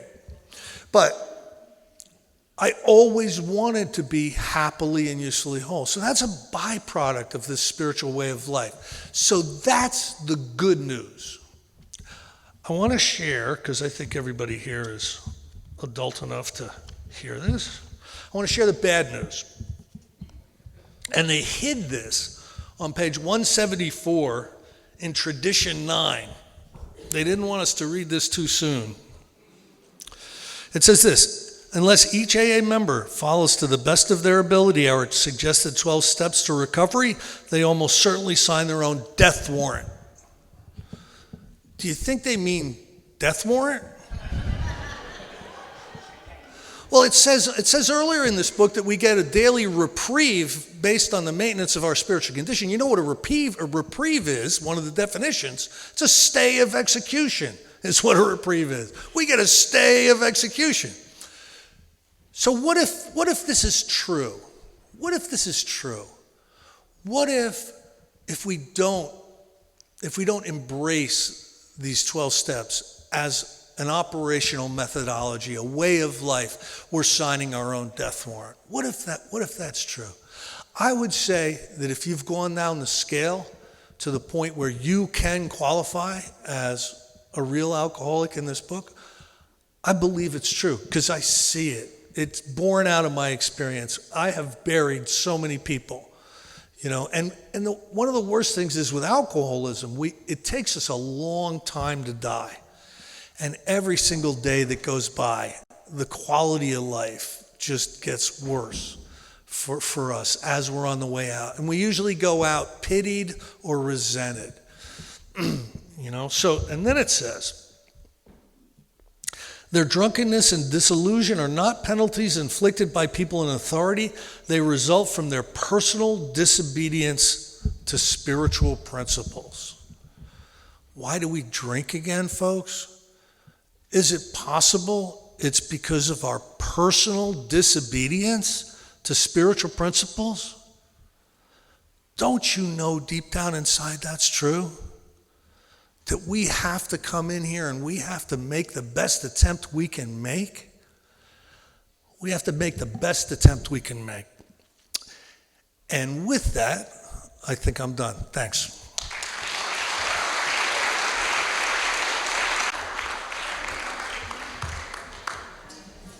There you go. All right. My name is Chris Raymond. I'm very grateful, recovered alcoholic. Yeah, look at this bunch.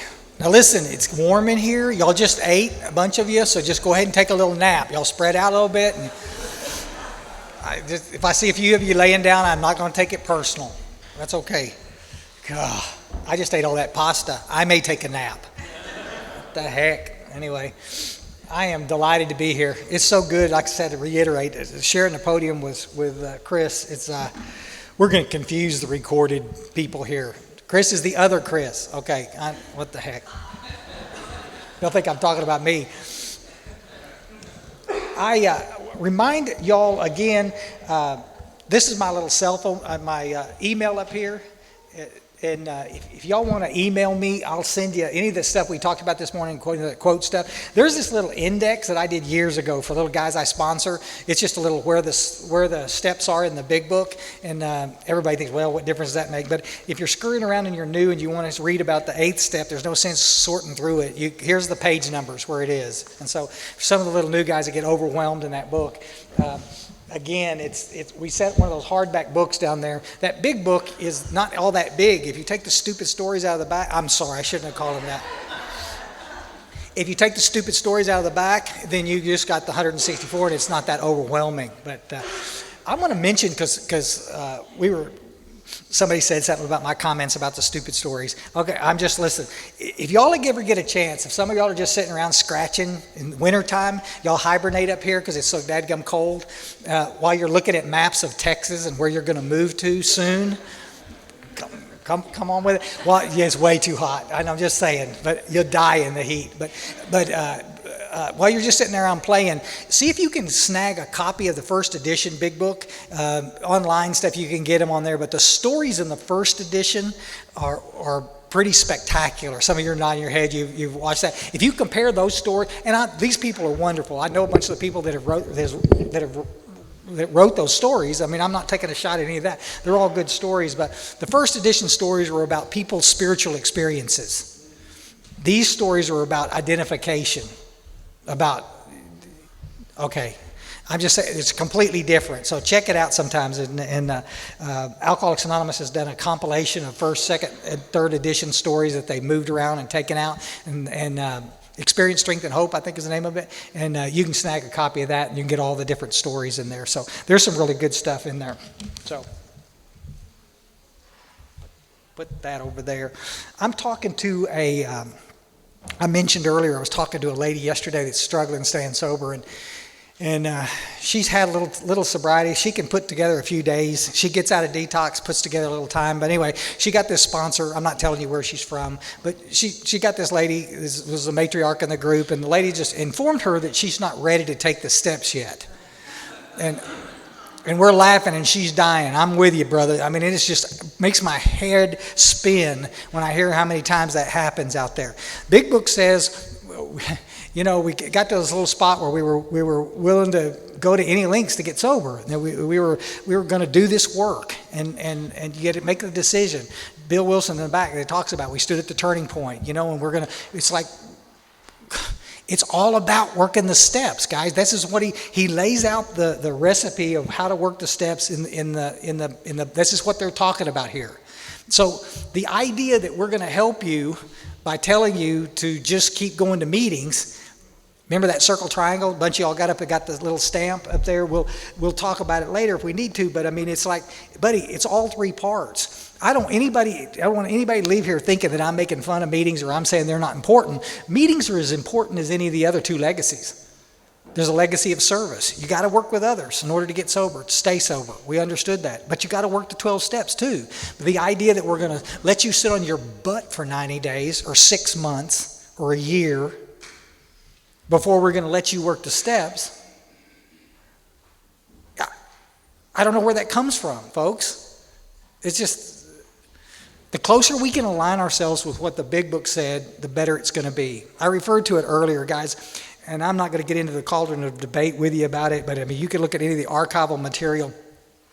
We do chip sales down in Texas, and Dallas and Houston intergroups have given us chip sale numbers forever. And you guys, I'm sure you can get the intergroup up here that could do the same kind of stuff. It's not scientific, none of those chip sales deals, because there's 1,000 places out there to buy chips. Y'all know I'm talking about chips. Up and down in Texas, we give you a little token. If you stay sober 30 days, we give you a little token. If you stay sober, 90 days, we give you a little token. It's chip sales, If you stay sober a year, you get a little bronze chip. I got a little 32 one in my briefcase. And it's cool, okay?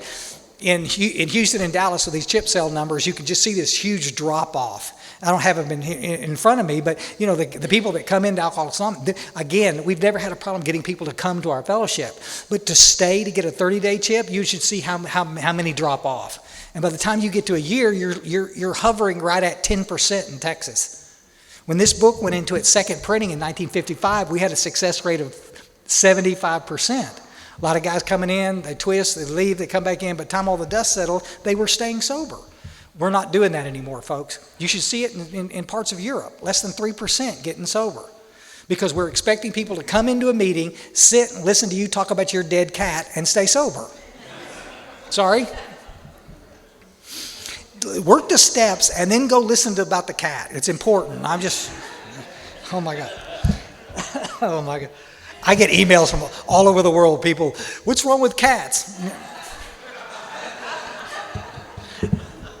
It's amazing what y'all key on. All right. Chris did such a good job talking 2 and 3 stuff, and I got to say, guys, those page 62 is one of my favorite pages in the book because it kind of clearly signifies what the problem is. 62, selfishness and self-centeredness we think is the root of the problem. You can get in a fight in certain circles talking about alcohol is my problem. No, see, I can detox like a son of a gun. I've been sober 100 times. Y'all follow? Or I should say dry. I just can't stay that way because in my own little head, I start to get so uncomfortable in my skin just not drinking one day at a time that I want to come unglued. If anybody in here thinks that we're ever painting a picture that this is somehow about asking you to get on a spiritual path with us so that you're going to have to struggle the rest of your life, you're missing what we're talking about. Guys, I got to tell you, this is about being happy. This is about being successful. This is about making money. This is about doing something cool with your life. This is not about sitting at a table, grabbing the edge, struggling to stay sober one day at a time. It was never intended to be that. Bill Wilson never wrote it as that. We've just taken the message and we've kind of garbled it up to suit whoever wants to share. And like I said, if you want to share your own opinions, that's perfectly okay. I just wish people out there would say, it's my opinion. We're just trying to go with this, guys. I was 7 years in and out struggling, can't stay sober because I'm doing it my way. I'm working my program. There's the problem. We got one problem. Now I'll say this. My friend Charlie always thought, he used to say it from the podium, says, Chris is a step technician. I am so not a step technician. Y'all follow? I don't care if you do a 3-column inventory or a 4-column inventory. I don't care if you get on your knees and do a 3rd step prayer or stand up, fight. I don't care how you, I don't care where you meditate. I don't care. The problem is not that we're working the steps incorrectly. The spiritual path is way wider than that. The problem is that we're not doing it at all because, again, we think our case is different. If you'll just do it, Big Book says we're going to do it in our own way. Put your own spin on it. I'm going to ask you to do the things. Adhere to what the Big Book says as close as you can and hurry up. I get people all the time. This is not a race. Yes, it is. We were talking earlier about that little window of opportunity. Guys, when the obsession comes back, you're not going to remember to call your sponsor. You're not going to run out to your trunk and get your Gorski Relapse Prevention Workbook grid out.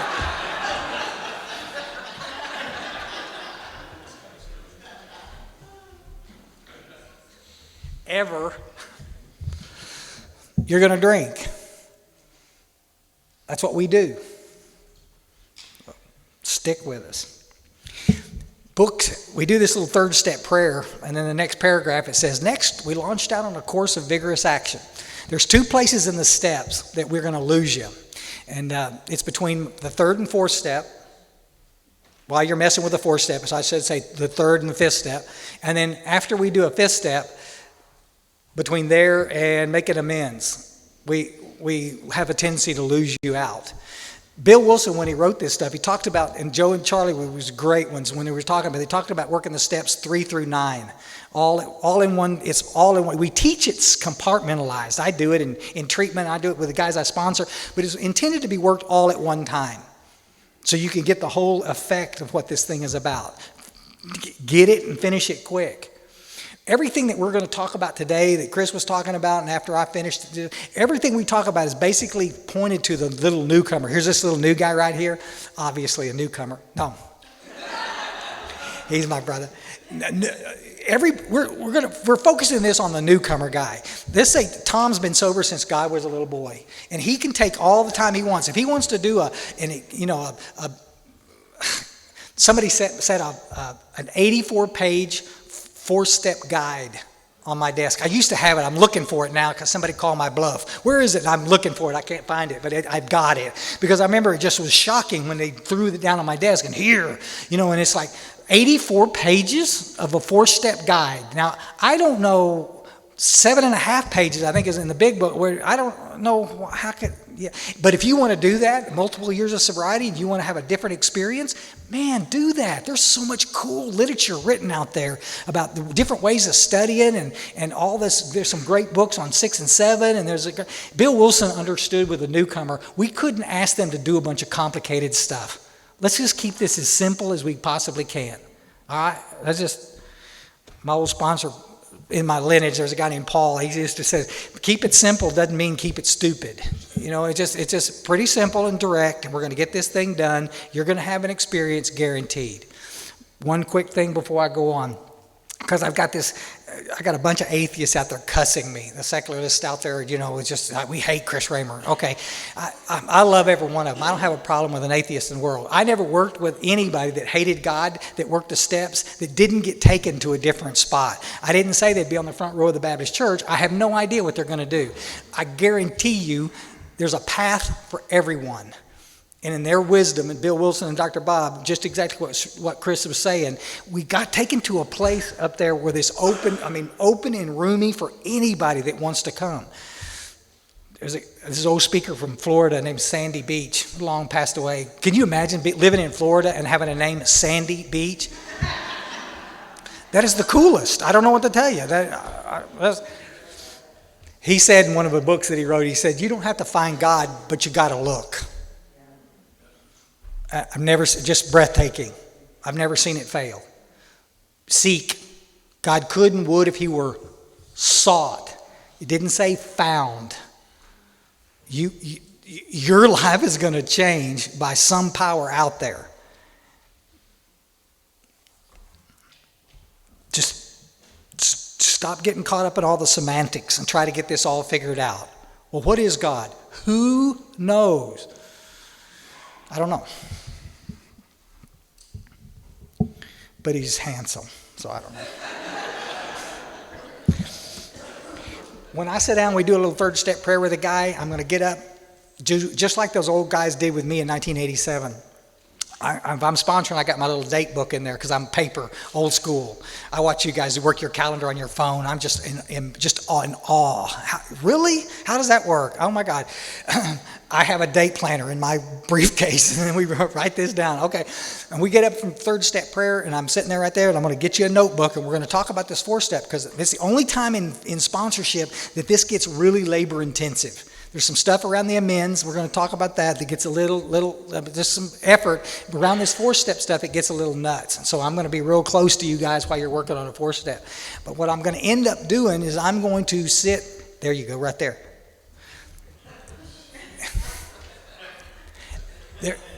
There's going to be a little time limit on this. So I'm going to sit there, and if I give it to you today, this is a Saturday, and okay, so next Saturday we'll do your 5th step. Well, I've got to work Saturday. Okay, we'll do it Sunday. Well, I'm thinking I'm not going to be able to get it done. Okay, bye-bye now. You go find another sponsor. Bye-bye. Bye-bye. So it's the number one place that we lose you guys. We let you do a 3rd step prayer. We call it the Texas 3-step. 1st, 2nd, 3rd. 1st, 2nd, 3rd. Fall in your butt every time. It's like nowhere in the book does it say if you do a 3rd step prayer, you're going to stay sober. It says next we launched out on a course of vigorous action. That's the stuff that's going to get us firmly implanted on this spiritual path and get connected to a power that we may not even believe in. How cool is that? Let's just go. A week. That's all we're going to do. I'll give or take a few days, guys, but come on. If I give you 6 months, 5 months, and 29 days, you'll be at home in front of the TV writing like a sumbitch, just writing because you had all this time to mess with it. Quit. I'm going to simplify it for you. We're going to make a list of who it is. People, institutions, and principles. Y'all got it? People. Easy. Institutions, groups of people. Are you mad at the banker at the bank? Or are you mad at just the whole damn bank? Is it? I'm mad at police. One particular police or the whole institution? Because it's got to be specific. If we get wishy-washy in this first column here, we're going to lose it in the 4th column. You won't be able to stay connected on this. It's the same thing. Principles or belief systems. I'm a little political junkie. It's gotten where I can't even turn TV on anymore because I'm just crazy around it. You know, I go down every little rabbit hole there is, and they're killing us out here. Okay, but some of those beliefs separated me from half the people on this earth, you know, and it's like, I gotta be careful around that nonsense. You know, if it's, put it down. Some people have lots of principles, some people don't have many at all. We just put it down. You can't see this up here, but I'm doing it just to keep me on track. Who the person is, cause, I'm old school. I get a little notebook, write it up there. If you want to go online and get some downloaded, you know, forms and do a little check mark, I could care less. There seems to be some pretty good ones out there. I don't care. Pen to paper is what it counts, though, guys. You're not going to just get it up in your head. You know, I'm sorry, just sitting and writing about this. My experience, too, I'm going to mention to this, is that I have a better chance of finishing this if I will sit down and write this all at once. I've done 1,000 4-steps in an afternoon. I watch a lot of people do it. I hear people out there in treatment industry all the time talking. I got sponsors out there. I work on it a little bit every day. You know, it's like washing dishes. You know what? You're going to wash a cup today and then dry your hand off and go watch TV or whatever, and then come back the next day and wash 2 spoons and then dry your hand. Just finish it. 15 minutes later, you're finished. This is not a numbers game. I'm going to go right back to this. I used to have a counselor that I worked with 1 billion years ago. It didn't take us long to run him off. But he was telling the patients, if you don't have at least 600 names on your inventory, you're not being thorough. Some of you are nodding your head. See, oh, you get the same asshole. Okay. 600? What? You hated everybody you ever met? I know. What? Who are you, Damien? You know? little Satan lover. I mean, I don't understand. My deal is this, real quick, guys. If you think about the person, if you haven't thought of this person in 20 years, don't waste your time putting it on a 4-step. This is not a therapeutic exercise here. This is an inventory. Free to disagree, guys. Read what the book is trying to say. I'm trying to get the things that have been blocking me from the sunlight of the Spirit out of the way. My anger, my resentment is what's blocking me. You get in a bunch of fear, you will not be able to experience the sunlight of the Spirit. You get me in some financial fear, I guarantee you, but I'm not looking at that smiling little baby in the airport. I'm not looking at that beautiful moon yesterday. I'm not looking at anything. I'm just toned in. This is what we got to write about, guys. We just got to make sure that we get this stuff on paper so we can deal with it. I would rather see you little guys in this room working on your inventory, maybe for the first time. I'd rather see you get 10 of the top 10 worst resentments you got, finish the work on it, and get some freedom around this, than to sit there and work on this thing for 6 months putting things down. I was in Atlanta, Georgia, doing a talk one time, and this guy came up after the meeting, and he said, I could see him in there, and he's carrying all of these goddamn notebooks, and I said, this is not going to be good. I don't know what I'm going to come in here, and he said, listen, I want to explain this to you right here. I had this inventory, and I had 1,500 names on this inventory. If you do an inventory with 1,500 names, God will remove every bit of selfishness and self-centeredness out of your system. And I'm looking, and there's 200 people waiting to shake my hand so they can go smoke. And this idiot wants to show me an inventory with 1,500 names on it. The most selfish, self-centered person in the entire room. All right, I'm hoping y'all are understanding. Sorry about the sarcasm, guys, but come on, Jesus. If you haven't thought of them in years and years, don't put them on the inventory. I want to get the ones that you lay down in the bed at night and you start thinking and rat caging this stuff. Those are the ones I want to get out. There's a great quote. This is not in the big book. Some of you little scholars / meth addicts, y'all will be up all night long looking. Y'all will be up all night long looking for this. It's not in the big book. Marianne Williamson quoted it ages ago. The spiritual meaning of every situation is not what happens to us, but who we desire to become because of what happens to us. Did you get it? It ain't what happens, guys. It's who we become because of what happened to us. It's not the bad thing that changes us. It's getting through the bad thing that allows us to go out and help all the other folks that are having the same thing. It's mind-blowing how God uses us once we get past this crap in our life. It's what a blessing. The miracle of that. You're not going to be punished for your anger. You're going to be punished by your anger.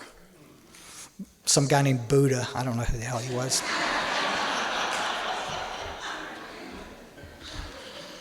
Oh my gosh.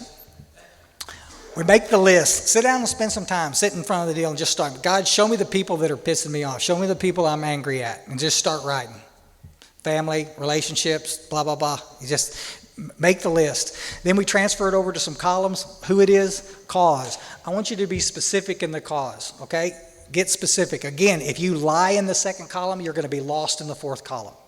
She was never there for me. That's a lie. You're talking about your mother. It's like, that's not true. At times when I needed her, she wasn't there. That's true. Can you see the difference? Don't catastrophize this. You're lying. If you lie in the second column, you'll be lost in the fourth column. This is all about truth. A lot of you guys think you hate everybody out there and you've got 1,000 resentments. And when you sit down and actually start writing it down, you don't have that many. What's the truth? Affects mine. There's 7 areas in there that are affected by these resentments. Each individual one, 7 areas. You can find it in the book. We're not going to take time. Just my pocketbook, my pride, my self-esteem. There's all of these areas that are affected. It's a numbers game. You can look at it. Every resentment gets a list. Put the little number down. It affects my ambition, and then explain how. Express my pocketbook. Some of these things will affect all 7 areas. Do a couple little sentences to explain how that affects my situation there. My mistakes. Y'all see this word mistake? I've made this mistake before. Guys, if you listen to any old workshops I've ever did, I always talked about, now let's look at your part. I had a really nice man who had been molested as a child. This guy was up in Seattle who very kindly corrected me. And I'm looking at the book and says, surely I have not been wrong all these years. This is 10 years ago, but still, I did it for years. And I'm looking in there. The book is asking us point blank, list our mistakes. Mistakes. If you don't hear anything else I say this afternoon, whatever it is, please try to hear this. Victimized people get sober every day. Victims don't. Wish you could see how uncomfortable this gathering just got. I'm not making light of anything that ever happened to anybody. There's a bunch of you, it makes me cry thinking about it. I watch them come through treatment, I look at their chart, and how could you survive the crap you were placed in? But you see, if you can get out and you can see that in somewhere in this scenario, there was a mistake you made, carrying it for 40 years and not talking about it, punishing everybody else around you because of it. If you can see one little piece that you played, you can get free of the whole resentment. If you can't, you'll just continue to be a victim. And you'll use it as a trump card for the rest of your life. Anytime somebody gets close, you pick it up and throw it down. Everybody will back up. Excuse me. And it's a terrible, lonely place to be. I'm going to repeat myself because I don't want anybody to leave here thinking I am not making light of this. I'm not saying get over it. Come on. I'm saying see the mistake you made and move on. Y'all groovy? The courage it takes. I'm going to tell you guys, this is exactly what we were talking about. Chris was talking about it earlier. There's so many of us. We get the instructions. We look at this. I want to get sober more than anything in the world. And then when it comes to this, we balk. We stop. Nobody said it was going to be easy. The book says a price had to be paid. Oh, means we're going to have to look at ourselves, not everybody else. In this fourth column, we stop. There's a little place in there where there's a demarcation. That sick man prayer is over on, it just says, we're going to stop now. We're going to stop looking at our stuff. And we're going to start looking, we're going to stop looking at their stuff and we're going to start looking at our mistake. And then we can get free of this quick and fast. The devil's going to be in the details in here. So, because when you're writing it down, remember, this is an inventory and it's not this long narrative about what happens. If in this second column you've given me more than a sentence, maybe two sentences, I'm going to stop you. Because if you notice what you're doing is you're trying to justify why you're pissed at this person. We're trying to get down to causes and conditions. We're trying to get down to the root cause of this. And so distill it down. Any of you poetry guys in here, you remember what a haiku is? Don't ask me to quote you one, but I'm going to tell you, it's always beautiful. And what is it, 3 lines, 4 lines, 3 lines? You can get this beautiful vision of poetry. It's absolute word craftsmanship. It's easy to sit there and write 100 pages about something. It takes a little skill to put it in a small little area. What is the truth? That's all we're looking at. You got it? Resentment inventory. You jot them all down. You get that knocked out. Fear inventory. Book is asking us 2 questions. I see forms out there. It's a 5-column. The book is asking us, what's the fear and why do we think we have it? You guys can add to it if you want to. I don't care. Fear. Mark was really great with me, but he set me down. I'm one of those guys back in the day. I'm full of testosterone. I ain't afraid of nothing. And he started asking me some specific questions. Are you afraid of getting sick? Well, everybody's afraid of getting sick. You afraid of being poor? Well, this is ridiculous. Of course, yes. Are you afraid of women? That's a cheap damn shot. Well, maybe a little bit. And he goes on, he says, Chris, why don't you just make a list of the things you're not afraid of, and it'd be shorter. Little bunny rabbits? Okay. God dang. Fear inventory, 2 column. What's the fear? Why do you think you got it? In the fear inventory it says, wasn't it because self-reliance failed us?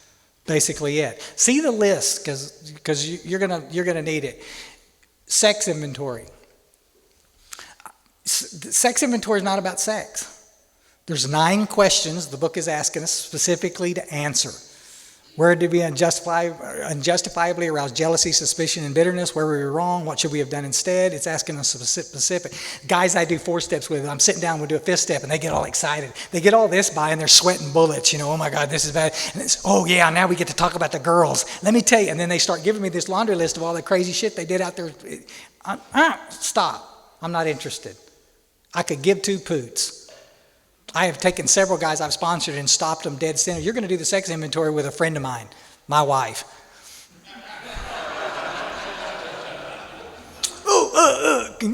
crawfish. Guys, if you're doing a sex inventory the way the book is asking you to do it, I could sit down with my sister right here and do a sex inventory, and neither one of us are going to blush. I could do a piece with her, neither one of us are going to blush. I don't care how many, I don't care. How did you treat the opposite sex? And I guarantee you won't be able to look at another woman in the eye for a while after you do that, when you realize how you treated them, and vice versa. It's pretty telling. We try to shape a sane, sound sex ideal from this inventory. All the mistakes I've made in these relationships, do y'all understand it? It was 1,000 girls. It was the same thing. I just keep repeating myself. I don't know why these girls, they just don't stay with me. Because you're evil to the core. What the hell?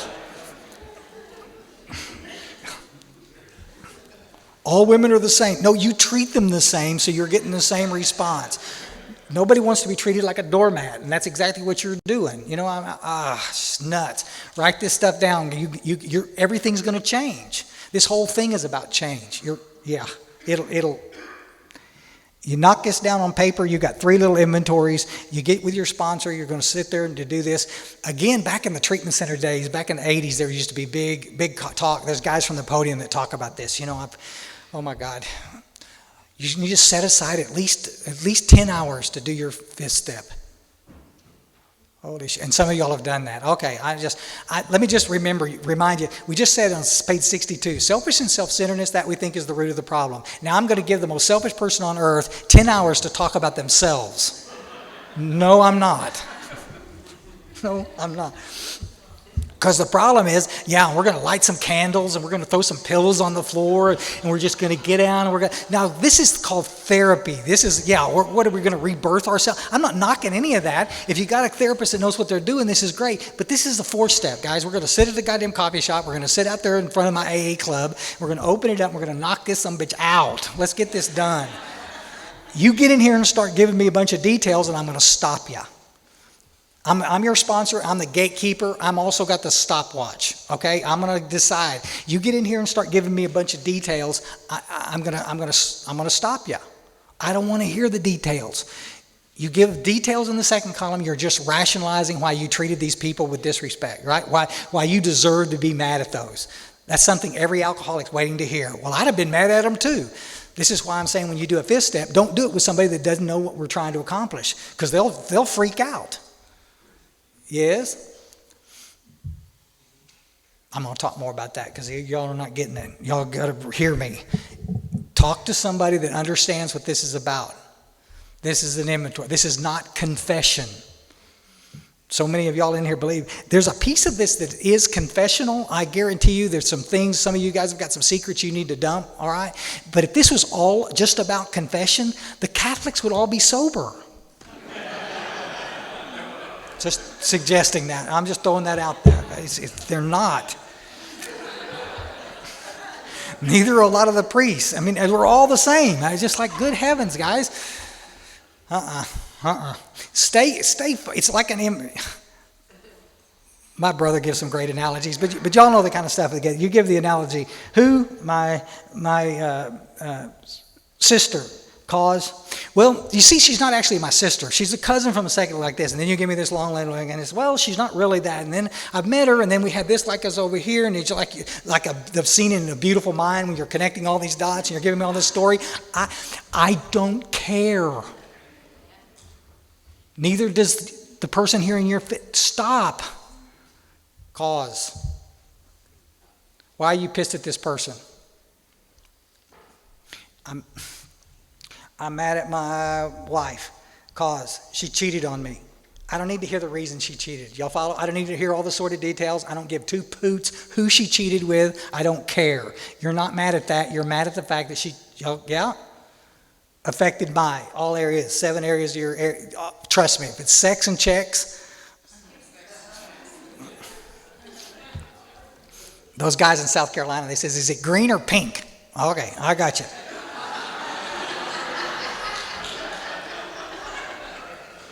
South Carolina guys, there's some good guys. It's the only place in the States I actually ever needed a translator. What is up with that accent? Oh my God. My mistake. I get to look at this. My mistake. She cheated on me. It affected all areas. My mistake. I just ruined her life. Yep. She was married to somebody that was never present, that put her through untold financial distress. She didn't leave me. I chased her out of my marriage on the front of a Mack truck. I get to see it. Does that say it was right for her to cheat him? No. I'm not judging anybody here. I'm just saying my mistake was I stayed drunk through the whole damn thing. She never saw me sober. What the heck? Guys, we get out of the judging business here. You start seeing your truth in the fourth column, you stop being the judge. None of this is about judgmentalness. That is what you're going to find in that fourth column. I'm the most judgmental. Guys, when the book is saying on page 62, selfish and self-centeredness is about being judgmental. I think I know what you should be doing. This is about mercy. And I'm going to get taken to a place where I can start granting people around me the mercy that I so desperately ask God to grant me every morning. It's unbelievable. Knock this son of a gun out, guys. A good fourth and fifth step stuff take a few hours. First time through, 2 or 3 hours, the max. If you're doing longer than that, you're talking too damn much. And I got to tell you real quick, guys, because I got to make some tracks here. We're going to go through this, and I'm going to go next. I'm mad at my boss because he fired me, okay? And this was my mistake. I came in drunk. Okay, next. We're going to the next. Y'all, I was molested. This. Oh my gosh, this. I see my mistake in this deal. I whatever. Carried it around forever. Didn't get the help I needed. The mistake I made. Okay, got it. Next. We're not going to sit and talk for 2 hours about that? No, we're not. Guys, I'm a huge fan of therapy. Find a good therapist that knows what to do with that and get it all worked out. But we are not going to learn about the light by constantly analyzing the dark. And a lot of the damage that we do in recovery is we sit here and go over this stuff and over this stuff and over this, and we never get through it. We never get past it. Can't help anybody if you can't get past it. Do y'all see what I'm saying? It's just real quick. We're not therapists. We're not counselors. If somebody brings something up in a fifth step, that I don't understand or that I think they need additional help with, I have a list of therapists with me. I'm going to be helpful. I'm going to try to get you connected to a therapist that can help you with that. Next, we go on. Everybody thinks because they went to treatment that all of a sudden they're therapists. Some of you'd make good ones, I got to tell you. From this inventory, when I sit there and do this fifth step, we do a little fifth step prayer, and then we get up, and while I'm writing, I've got a little list, little legal tablet there, and I'm writing my 6-step character defects down while they're talking, and I'm writing a little list of 8-step lists while they're talking. So while we're going at this, I'm writing some stuff down. It also gives me a place to draw a little issue van on there, little pictures, to keep from being bored out of my mind. Guys, after y'all have heard of 2 or 3 fifth steps, you've heard about everything you're going to hear. I don't know. Listen, you can hear it. Not mine. Okay, I know, you're different. But I'm sitting there listening to this stuff because the book says, an hour later, we do the 7-step prayer. And I'm going to need that list. And again, we do it in meetings. Okay, well, we're going to get on this 6 and 7 next week. That's not what the big book says. Now, I got this list of character defects: my selfishness, my fearfulness, the anger, all this, my judgmentalness, my procrastination. I'm a bit of a poot around that. I got to list it because we're going to go to God in 6 and 7 right now. You're going to get on your knees. I'll let you do it by yourself. I'm not going to watch you. Sometimes I do when I think they're not going to do it. I make sure they do. But we're gonna drop that, and 6 and 7 we're going to get it, and then we're going to spend some time. I'll usually maybe give them a day. I'll see them at the meeting tomorrow, and we're going to go over your 8-step list because I want to help you organize your amends. Chris is going to get up here in just a minute and just talk about the amends process. But I'm going to help you organize this so that you don't focus on a bunch of stuff you don't need to be focused on right now. There is an order here that we need to take, especially if we're new early on. We get overwhelmed with these amends deals. God, unless you simplify this, we're not ever going to get through this. It's just the deal. I mentioned this real quick. The person that you end up doing a fifth step with needs to be a nice closed mouth person. If you are sitting in here and you have a fifth step to dump, but you don't trust your sponsor, you've got the wrong sponsor. If you're a sponsor in here and you're talking about people's fifth steps, be real careful, because it thunders out there later and lightning is going to hit you. Quit it. This is as private and as sacred a thing that we're going to do in sponsorship. It's being a trusted, closed-mouth friend. That doesn't mean that you can talk about it with your other sponsees. It doesn't mean that, no. Keep it quiet. Because I got to tell you, a lot of people hear that and then they go out and says, I had a guy that I worked with for years. He says, I did my fifth step with a bum at the bus station. I went and got a bum and I knew I'd never see him again, and I dumped my fifth step.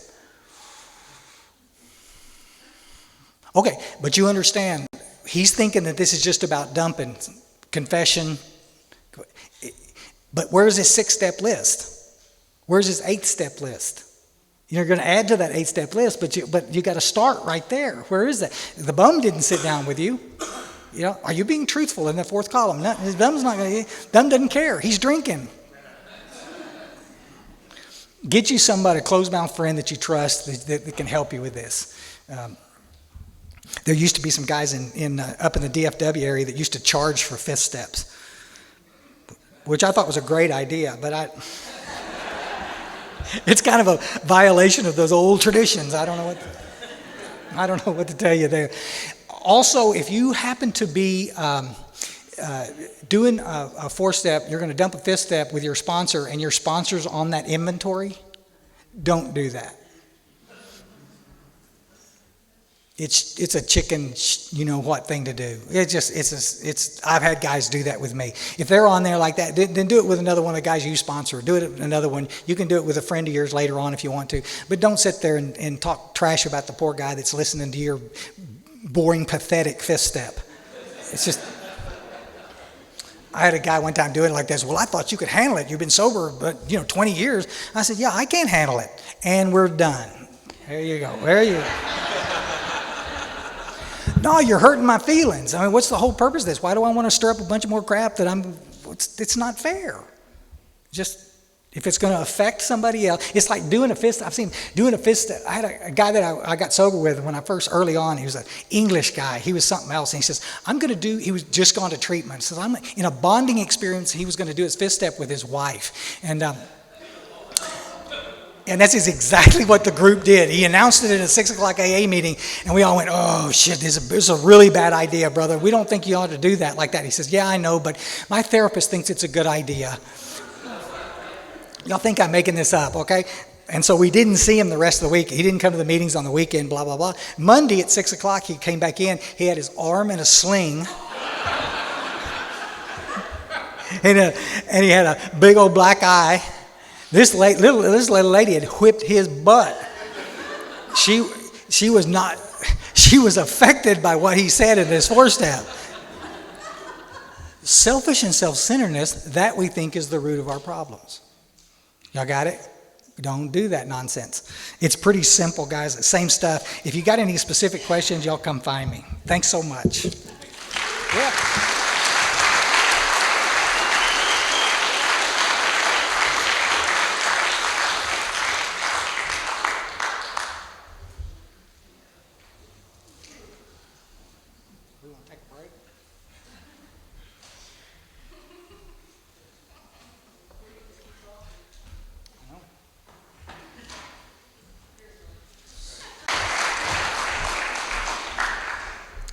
All right, afternoon. I'm still Chris. I'm still an alcoholic.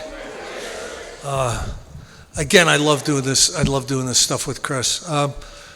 There's an economy to these steps that a lot of times we miss because we love to complicate things. We're the people that complicate the one-car funerals. And when you look at the steps, so often, let me ask you this. When you walked in and saw the 12 steps on the wall, was the first thing you thought of was, oh yeah, perfect. That's exactly what, none of us have. So a lot of times deep down we think there's got to be something deeper, like this may work on like mid-American scuttlefish, but I'm kind of unique, I'm gonna need, the extra dose of whatever. But there's an economy to this stuff, and if we just read and do the black part of the book, there, we can really move through this quickly, get a real spiritual experience, spiritual awakening, and we can recover from this hopeless state of mind and body.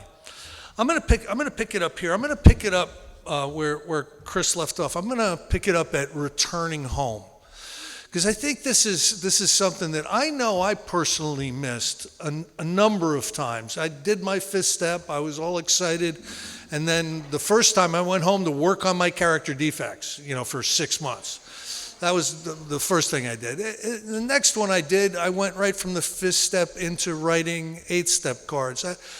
I saw what it said here, but I didn't think it would be necessary for me to do it. Why do people who really believe they're alcoholics not do the steps? Because they're hoping it won't be necessary. That's a big gamble to take. So I've become more and more conscious that following the directions as they're outlined in here, what that does for me is it gives me confidence that I have thoroughly followed the path, and I'll be rarely have someone seen me fail, which is what I want to be. I want to be, someone that's not going to fail. But it says here, returning home, we find a place where we can be quiet for an hour, carefully reviewing what we've done. We thank God from the bottom of our heart that we know Him better. That's a prayer directive. So when it says something like, we thank God, that means you. You know what I mean? So please understand that. Taking the book down from the shelf, we turn to the page which contains the 12 steps, carefully reviewing the first 5 proposals. We ask if we've omitted anything. And then what he does is he uses a construction reference. We're building an arch. Like look at this arch behind me right here. If the cornerstone is not in place, if it's not constructed in a solid way completely, there's a good chance it's going to fall apart. And they're asking us to review our first 5 steps. And we're to take an hour to do this. And so step 1, am I thoroughly convinced that when I put alcohol in my body, it creates a physical craving that places me in a position where I have little control over the amount I take? Am I convinced that on my own willpower, I don't have the ability to stay separated from alcohol? Am I convinced of that? Have I honestly tried to quit drinking and found that alcohol was in my hand again? Have I reviewed that? And then there's a dash. There's a dash that our lives had become unmanageable. Do I understand what that unmanageability is?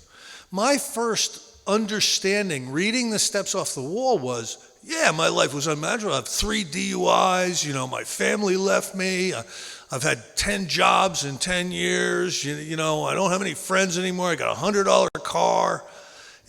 Yeah, my life is unmanageable. Now, what I was doing was I was using external things to prove the unmanageability of my life. But the fact of the matter is, a lot of non-alcoholics have those same issues. I believe the unmanageability is an internal, emotional, spiritual unmanageability, the bondage of self they talk about in the book Alcoholics Anonymous. And how that works with me is On a good day, I'm restless, irritable, and discontented. On a normal day, I'm prey to misery, depression, anxiety, guilt, shame, remorse, anger. And on a really bad day, it's the hideous four horsemen, terror, frustration, bewilderment, despair. So it's more of a spiritual, emotional unmanageability. Can I say yes to that? Absolutely. So, okay, I've taken care of step one. Do I really believe that in Alcoholics Anonymous and in the experience of the steps, I will be able to gain access to a power that'll work in me and through me and keep me safe and protected and push me into an area where I will be happily and usefully whole? Do I believe that? Yeah, okay, let's move into step 3. Have I looked at the manifestations of self that had defeated me? Have I come to the conclusion that God could or would if he were sought? If I seek God through the rest of these steps, do I believe that I'll be returned to sanity? Now, the first time I went through these steps, there was a little bit of doubt. But, I go through the steps on an annual or semi-annual basis, whatever. So it's not like, do I believe anymore? I know. I have experience with this power greater than myself. So I can move through that step. Chris did a great job. Resentments, fears, conduct to others. Have I done this inventory? Have I followed the instructions in the book? Have I been fearless and thorough? Have I uncovered everything that the book is asking me to uncover? Yes, okay, move forward. Have I disclosed all of this? Have I admitted this to myself, to another person, and to God? Have I been honest? Have I withheld anything? Because if there's anything I've withheld, what will happen is that will become a corrosive thread. And it can impact the rest of my recovery program. It gives us like 5 warnings in the book. If we hold back on this, if we don't do this step, if we hold back on this step. So have I been as honest as I possibly can be in this 5th step that I just did, an hour ago? Yes, I did the best I could. Then it moves us into step 6 and step 7. I really love step 6 and step 7, and there are 2 things that are true about step 6 and about step 7 that sound like they would go completely at odds. There are 2 statements that don't sound like they could fit together at all that I believe are both true. And one of them is you can do steps 6 and 7 in 10 minutes. I mean, you follow the instructions in the book, boom, boom, boom. You're moving on to the 8th step list, right? And I believe that's true. And I believe that's the way that's the momentum we should have as we go through these spiritual exercises. But I also believe that steps 6 and 7 will take me the rest of my life. Because it's spiritual growth. We grow in effectiveness and understanding, and that can happen over the course of years. It's my personal experience that that's basically the way it happened. And picture my defects of character like an iceberg, okay? Like 20% of an iceberg sticks up above the surface of the water. And you can see that part, but there's like 80% that's underneath that you can't see. So the character defects that are sticking up, that are glaringly obvious, those are the character defects I have that you can see. But there's layers of manifestations of self that are below the surface. They're things that you're unless you get really close to me, you probably won't even recognize them. And they're things that I have to face on a daily basis. I don't believe that these steps make us perfect. I don't believe in in the perfection of my spiritual being, in a recovered state. I'm not even sure they're designed to make us perfect. I think what they're designed to do is to make us useful, useful to other people. So I need to continue to concentrate on step 6 and on step 7. Step 6 is beautiful. Step 6 is so much. Step 6 is really abandoning the way I see a lot of things. Being open-minded, being willing to look at different ways of operating, different ways of thinking. There's a great story. I think it's in The Power of Now, and I'll share it because it'll give you an idea of what these levels are, what the different things you're going to evolve through looks like. And it's a story of little Joey. Little Joey's a little league baseball player, and one day he gets a toothache, a really bad toothache, and he doesn't say anything. There's a big game tomorrow, and he doesn't say anything, and he goes through the day, and it gets worse and worse and worse. Now he knows if he goes to his mother and says, "Mom, I got a terrible toothache," that things will, she has something that she can do that will take away that pain. But he doesn't say anything until finally, late at night, he's in bed, and finally he gets out of bed and he goes down, "Mom, my tooth is killing me." And she's like, "Why didn't you tell me?" And she gets out the aspirin, crushes up the aspirin. Well, the reason why he didn't tell his mother was he knew that there would be some relief from his toothache if he did tell her. But tomorrow there's going to be a phone call to Dr. Mengele, the dentist. And he's going to be sitting in this chair with drills and needles and blood and pain and smoke coming out of his mouth. And, he knows that after that, he's going to walk out with perfect teeth. Everything will be fixed.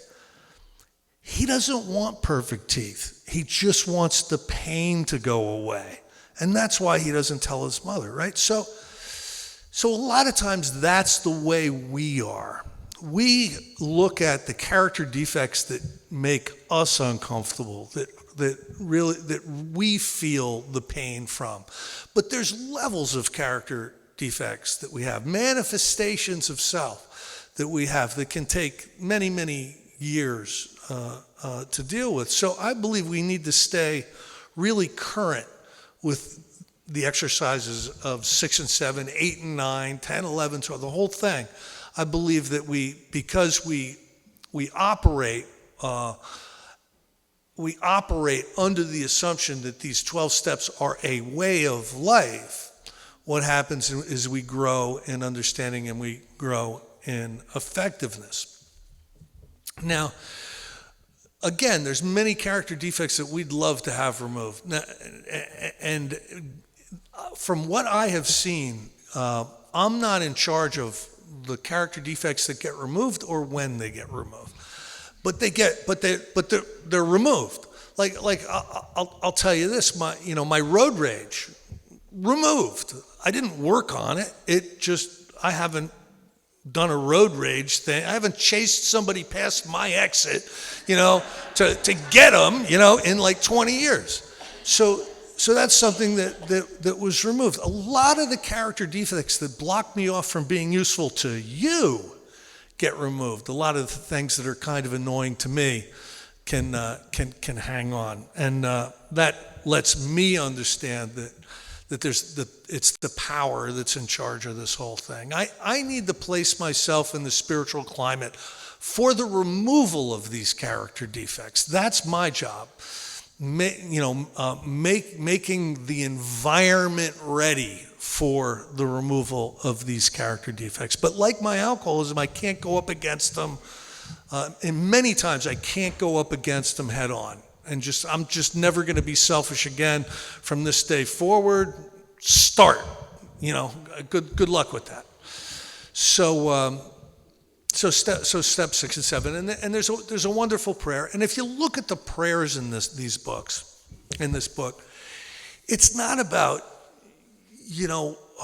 please take away these defects of character so that I can be awesome. That's not the point of all this. It's always, please take away the character defects that block me off from my usefulness to others. And, again, a lot of times that really goes at odds with the way I've lived and the way I've believed. Some of the first exercises my sponsor ever gave me to do were service commitments, and they were really strange, and I didn't understand them, but he would ask me to do something without getting anything back in return. Like, go do this. Well, why? Well, go over and help so-and-so. I don't even know so-and-so. It didn't make sense to me, but he started to give me exercises in giving back and being compassionate and having, to develop a service ethic. And I think all these steps really head us in that direction. So I've looked at step 6. I've looked at step 7. I've said a prayer, a humble prayer. A prayer of, these things have defeated me. They are the roadblocks to my happiness. They're blocking me off from the sunlight of the Spirit. Please, remove these defects of character. And then I move into step 8. And a lot of the list is already done of the people in the institutions that I've harmed. It comes from the resentment inventory. It comes from the sex conduct inventory. And what I personally do is I assemble them into a new list. I don't use my 4-step for my amends list. I put them all down. What I do is I use index cards, and I put down the people in the institutions that I've harmed, and I try to be really clear. Just like Chris was saying, we have to be really clear with the resentment. It has to be as truthful as we can get. We have to be the same way with our resentment inventory. If we've harmed someone, we have to be clear about the harm. We acted like a jerk. No, that's not good enough. You have to be more specific. So I'll put down the person in the institution, and I'll be really, really clear about the harm. How did I harm them? I borrowed money and never paid it back. That's an easy one. But with family and stuff like that, it can get a little bit deeper. But I have to be as clear as possible. Now, there's many ways to do this. I am also like Chris. I don't care if you've got a 4-column inventory, a 15-column inventory with a turnaround and a flip over, and there's just as long as you're answering the questions that the book is asking, as long as you're not doing that stuff instead of, that would be the problem. The problem I would have. But in these index cards, it'll have the person, it'll have the harm, and I'll have the people come over and meet with me. And what we'll do is we'll discuss those particular amends. I do not want people running off making amends without having a discussion. Too many times I've seen people cause additional harm. That's really the risk with these amends, that you can actually cause additional harm if you're not following the spirit of the amends, the instructions that are in the book. So they'll come over and they'll sit and we'll go through every single card and we'll come to a consensus. I don't come from a sponsorship line where, I am in charge of you for the rest of your life. Don't buy a car or marry a woman until you've covered it with me. I'm like this big book guy. If it's in the big book, I follow it, But there's warnings. There's warnings in our literature about a number of things when it comes to amends. And I want to be sure that someone is going to make the approach and then move forward into the amends with the right attitude and taking the right action. So they'll come over, and we'll go through these cards. And a lot of times I find that they haven't written a card for someone I know they really need to make an amends for. And a lot of times they'll have cards for people that they really, it's not really appropriate to make an amends. I don't know if this has ever happened to Chris, but a lot of times, I'd say at least 5 times in the past 20 years, someone has come up to me and said this: I really need to make an amends to you, Chris. I really have I thought for a while you were a horse's ass, and I used to just talk bad about you, and spread all this crap around, and tell everybody what kind of a lame brain you are and everything.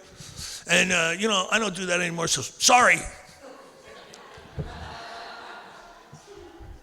Well, I was having a good day. You know what I mean? Like, come on. We don't take all the garbage on our side of the street and then dump it on somebody else's. That's not really what we do. So that's just one example of an amends gone wrong. I'll give you another example of an amends gone wrong. This guy, I sent him off to do his cards, and he jumped right in without coming back over and talking to me. And it was an amends. It was amends having to do with stepping out on the little misses. Okay, it says in the book some of us have done things. I think that's a typo, Chris, right? Some of us have done that. So what he does is he sits down with his wife and he tells her right to her face about the 3 affairs he's had with people at work. And she freaked out and literally beat him so badly that he almost lost an eye, and then forced him to tell her who they were and then put lawsuits against these women. And this had happened years, this had happened like 10 years ago, 5 years ago, and all of a sudden these poor women are getting lawsuits, for unprotected sex risk or, whatever. And it was an absolute nightmare. Now, if he would have come over, I would have read the part where it says, should we tell them? Not always, we think. And there's instructions in this. We don't want to make people's lives worse. We don't want to cause any additional harm. It says if they know already, should we give them details? And then it says, no, we can't really give them details where it concerns other people, but we can certainly admit that we've been wild or whatever.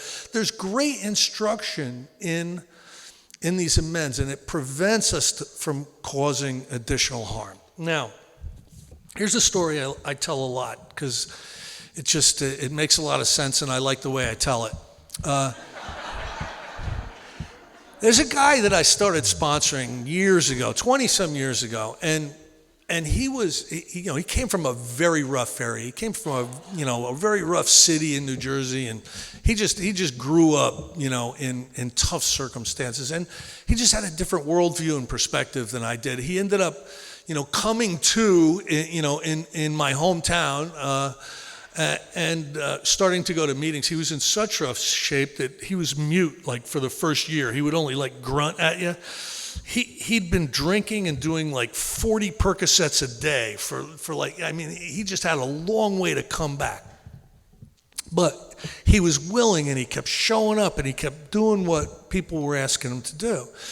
And I ended up sponsoring him. So we're riding together to a meeting one time. And we stopped at a convenience store to get a cup of coffee, on our way to the meeting. And as we're walking out of the convenience store, he does this. And he takes a pack of cigarettes and quick puts it in his pocket as we're walking out the door. And I'm like, whoa, wait a minute. Did you just steal a pack of cigarettes? And he goes, no. And I go, well, let me ask you this way. Did you grab a pack of cigarettes and put them in your pocket without paying as we walked out? And he goes, yeah.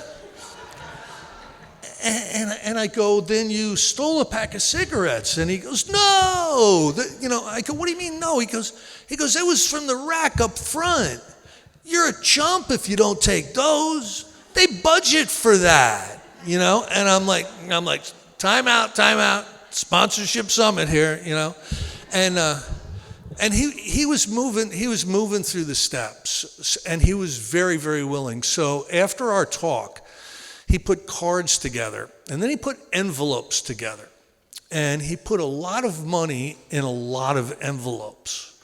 And he went back to every single convenience store that he could remember stealing from. You know, went up to the manager, I stole stuff, here's the money, I was wrong, if I don't do this, I'll drink, thanks. And he, you know, about 20 envelopes with lots of money, and you know, he did that because of his willingness. Let me ask you this: do you think he still steals cigarettes after an experience like that?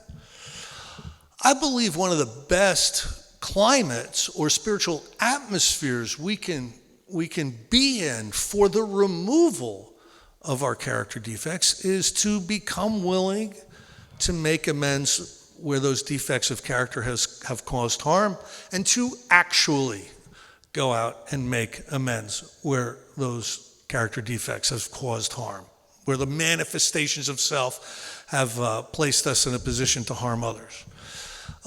So there's a line in the 12 and 12 that says, God will not render us white as snow without our cooperation. And then the thing that I read earlier, where our spiritual disobedience to spiritual principles, I think it's all connected, and we need to make this effort. We're living along spiritual lines, or we're attempting to live along spiritual lines now. So we have to really put the effort in. If I could add one word to the book Alcoholics Anonymous, it would be actually in front of the 9th step. Because where I got sober, there was 12 and 12 meetings until the cows came home. There was no big book meetings, but in the 12 and 12 meetings, people would share about, oh, I love this step. This is my favorite step. And let me tell you what I think this step is about. I haven't done it formally, but let me tell you, what's the. I agree with this step.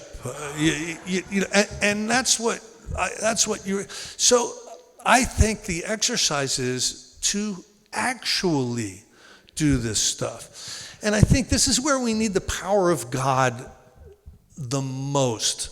Because there's something, at least with me, there was something that really, really tried to force me to balk on these amends. I did not want to do this.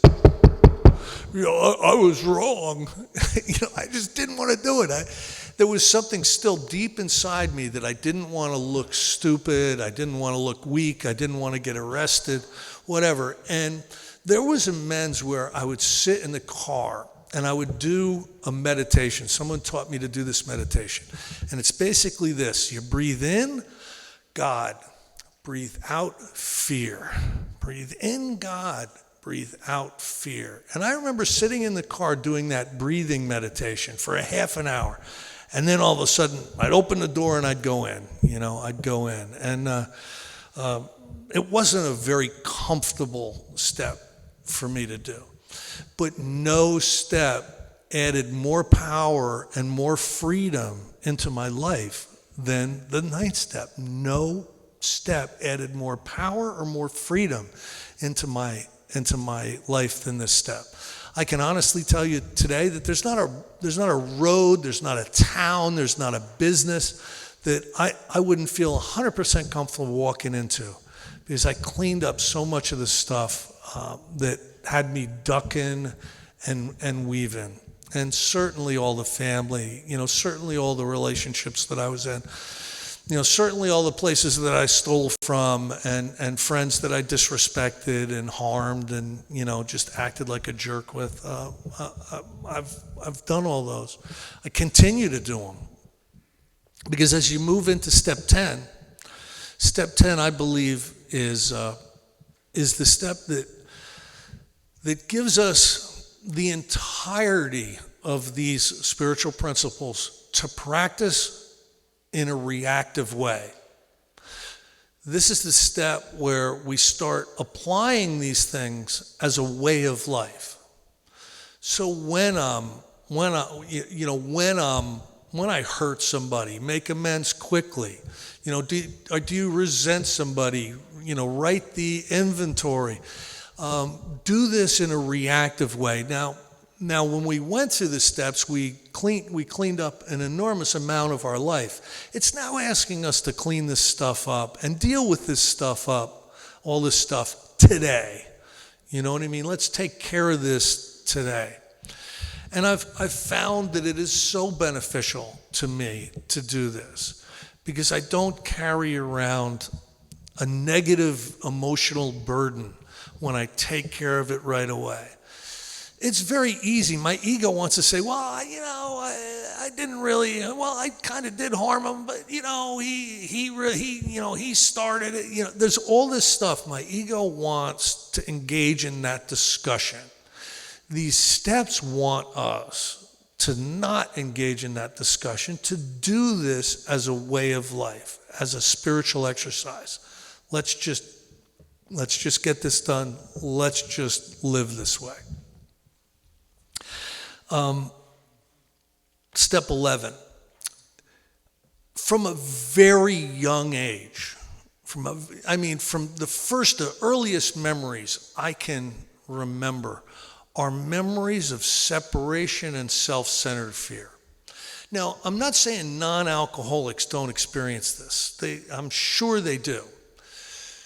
But being emotionally sensitive, I think that what it did was it molded my life in such a way that, I became incredibly self-conscious, self-centered, and always felt apart from, and always felt that vacancy. There's something not right in me. And when I discovered alcohol, I discovered that would fill the vacancy for a while.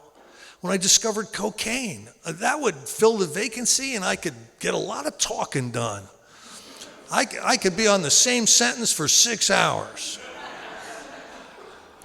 And when I discovered benzos and when I discovered opiates, there's a little bit of something that'll temporarily fill this gap, this God hole, whatever you want to call, this feeling of not rightness. And I felt like that from a child. Now, I remember there was a period of time in the 70s, this is long before I got sober, that I started to look towards spiritual literature. I was drawn to it. And it was wacky spiritual literature. It was like Carlos Castaneda, and the spirituality of peyote. That's what interested me, the high times type of self-help. But I was reaching for something that, I was always looking for something. There's something wrong, and I want to figure it out and feel good about myself.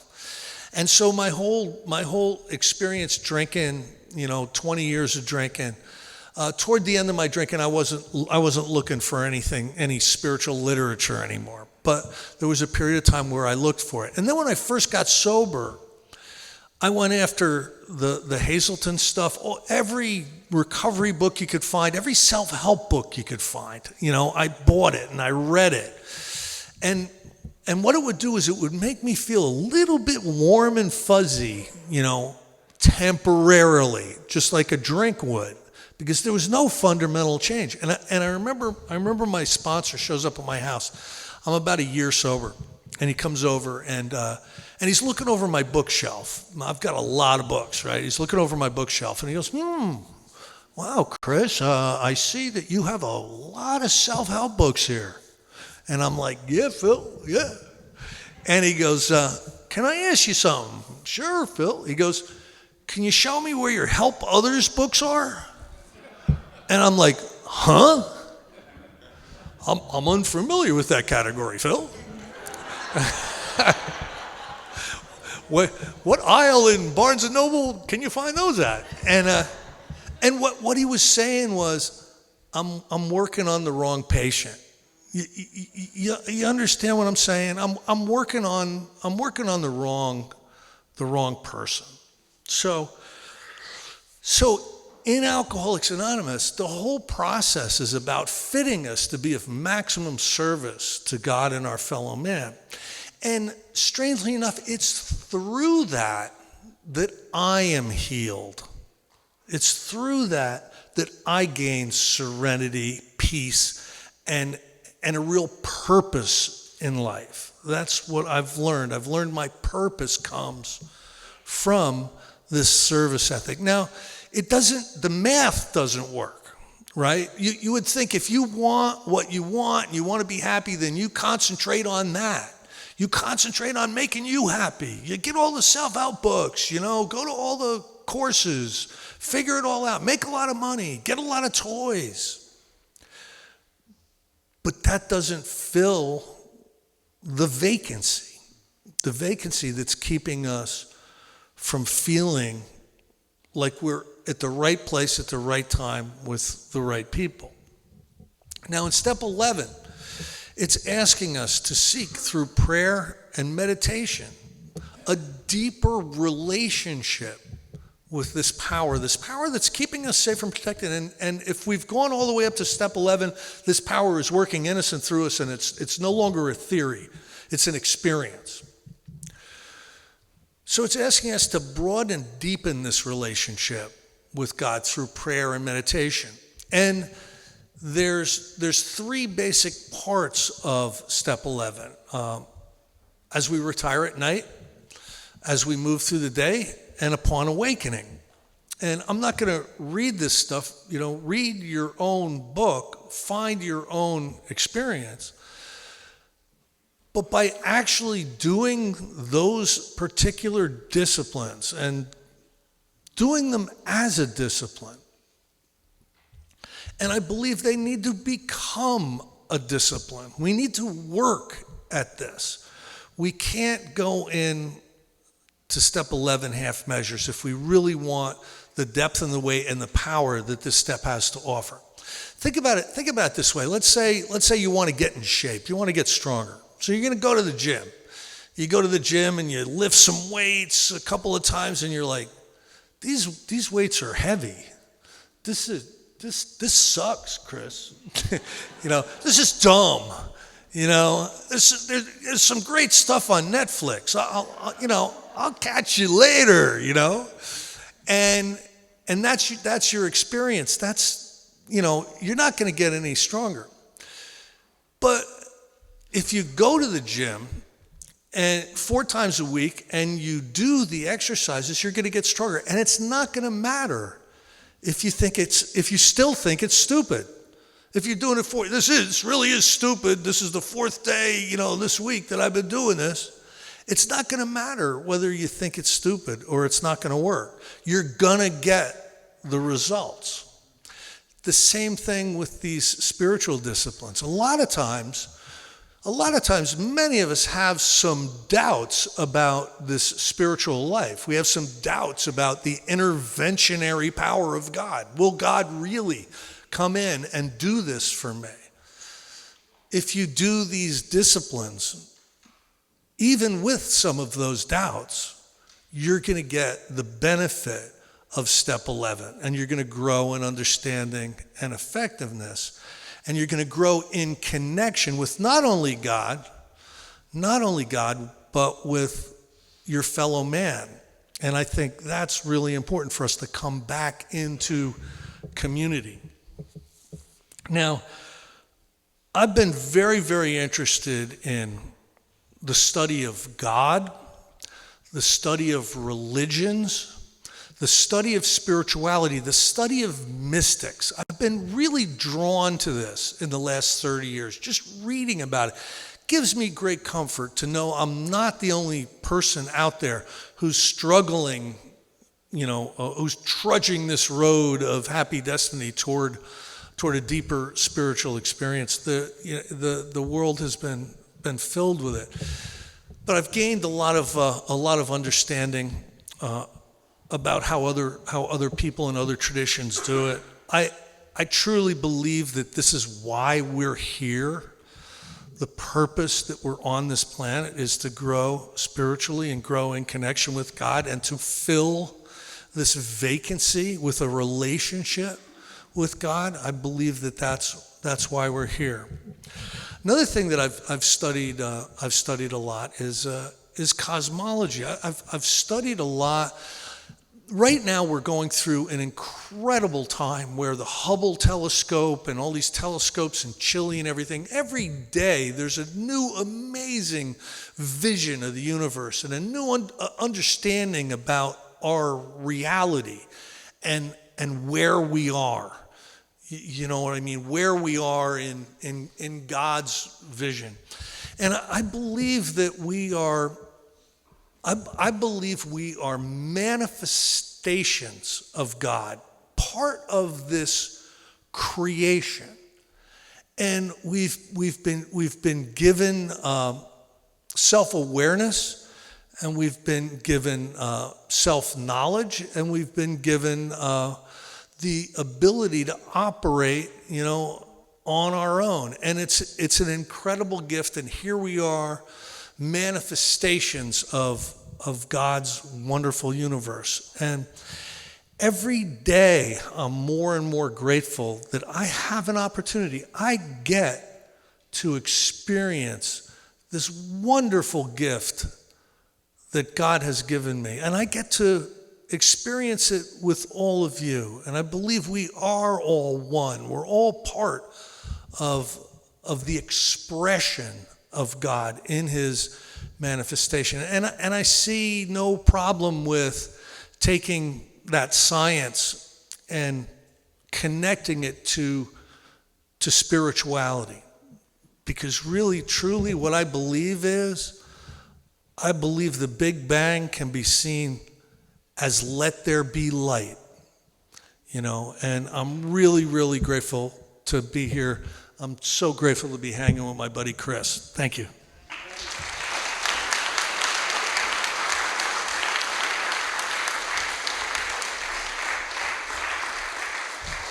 Let's take a quick 15-minute break.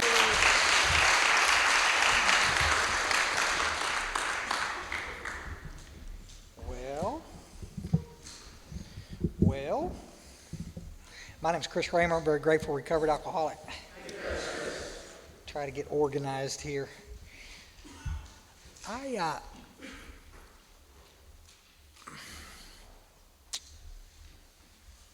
was talking to somebody at break. They were saying, well, y'all are going through the steps pretty quick. There's studies out there that you can get online. Those Joe and Charlie talks that we did, and Joe Hawk has got some that are just like, you'll be dead before you get through the whole thing. It's like, I'm fascinated with some of that stuff, but again, it's just so unbelievably complicated sometimes. We just get in there and just go, and the little new guy who hadn't put two sentences together in 10 years now all of a sudden is expected to understand. It just, sometimes again, we go out of our way to make this more complicated than it has to be, but you can oversimplify it too.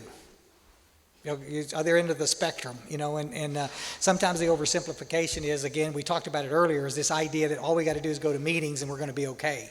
And that's just not been my experience. I'm going to talk tonight and do my little story, so I'm not going to get into a bunch of that. But I mean, when somebody finally slowed down long enough and they started explaining some of this stuff to me, and I actually started doing it, it got really pretty simple. It's pretty basic. We don't have to reinvent it for everybody. And I don't know, it kind of saved my life. Good sponsorships saved my butt. And, there's a chapter 7 in the big book. It's the only step that's got its own chapter about working with others.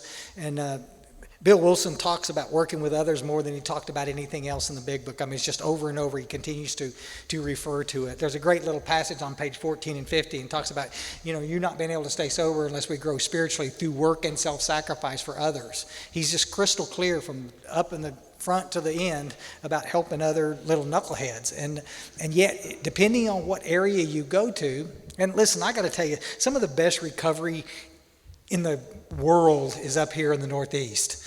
I'm not saying that we don't have crap meetings in places. I mean, some of the worst meetings I've ever been to are in New York City. But, you know,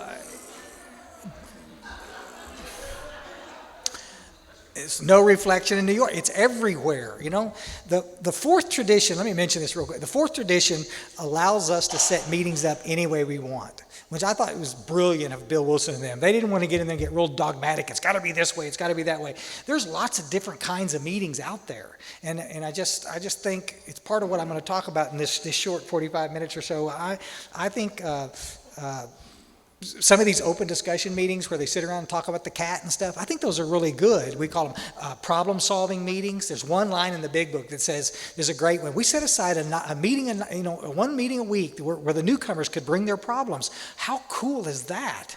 I mean, I just think that's great. I think we should do that. How about 4 meetings a week we can do that? No shit, I'll back up. How about 6 meetings a week we can talk about your cat? Can we just do 1 meeting a week where we study the literature? Would that be okay? Half of you just decided you're going to leave. You know, it's like, oh my God. And see, because there's people that go to these problem-solving meetings, who's got the problem? And they're staying sober and they're doing well. And I'm not, I can't be critical of that. Let's just go. But there's some of us that needed to actually, like Chris was talking about, get up off our butt and do something. You know, there's so many years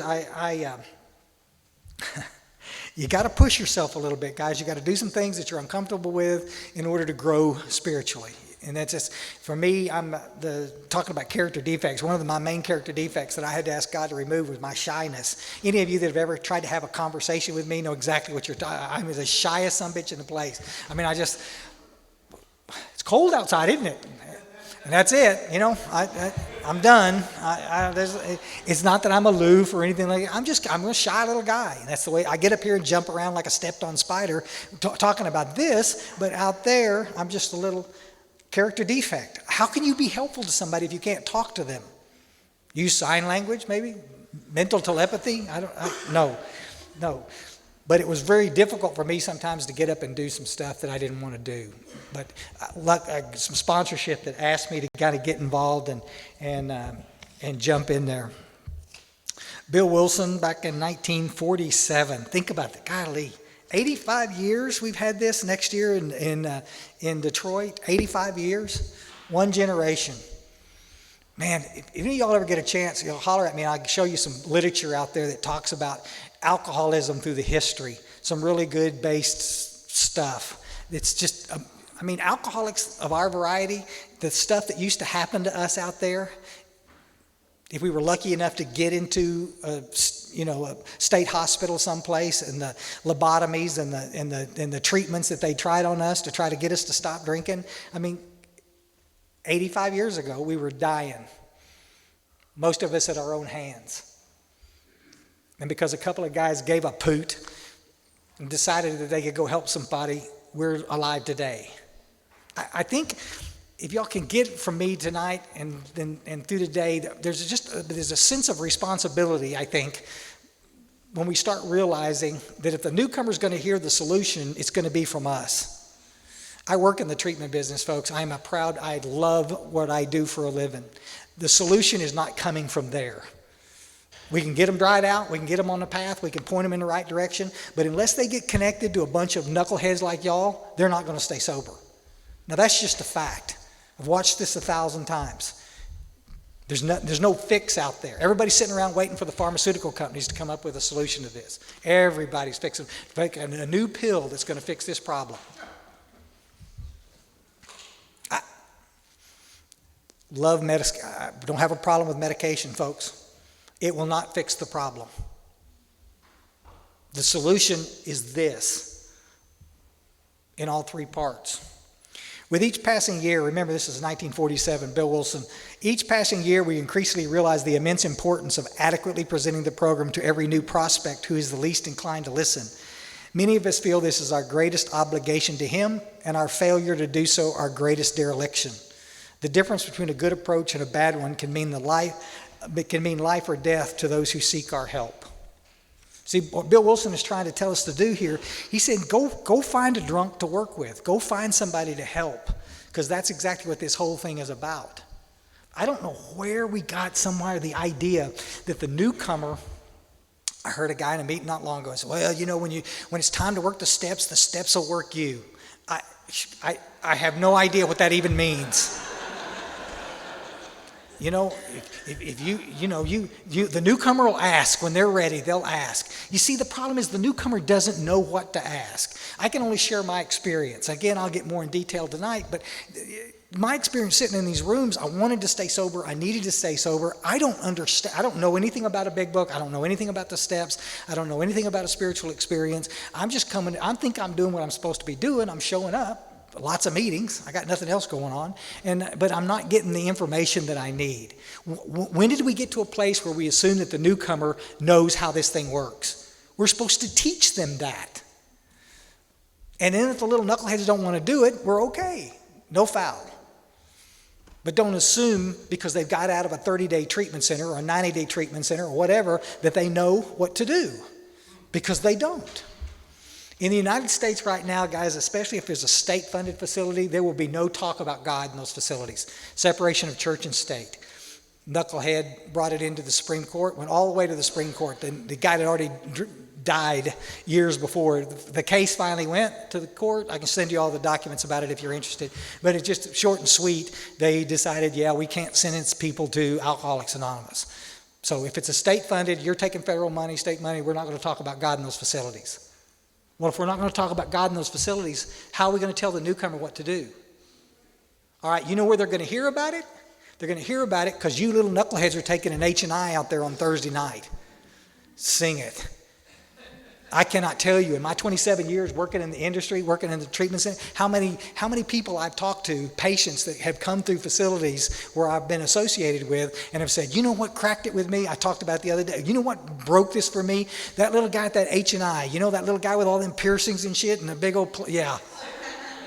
Yeah, Mr. Robot Man. Yeah, I remember him. Yeah, it's something he said in that meeting just made it click for me. Yeah. Don't anybody in here ever assume that you can't help somebody. That spiritual warfare that we're constantly talking about, I'm going to tell you guys, as real as it can possibly be. It's that little voice in your head that tells you, I can't help anybody. I can't even help myself. Loser, I know. I understand. Yeah. Okay, and then it's verified by the AA police sitting in the corner telling you can't sponsor until you're sober 2 years. I was doing a workshop over in New Orleans one time, and this big old mountain of a guy came up, and he was literally just shaking mad, you know.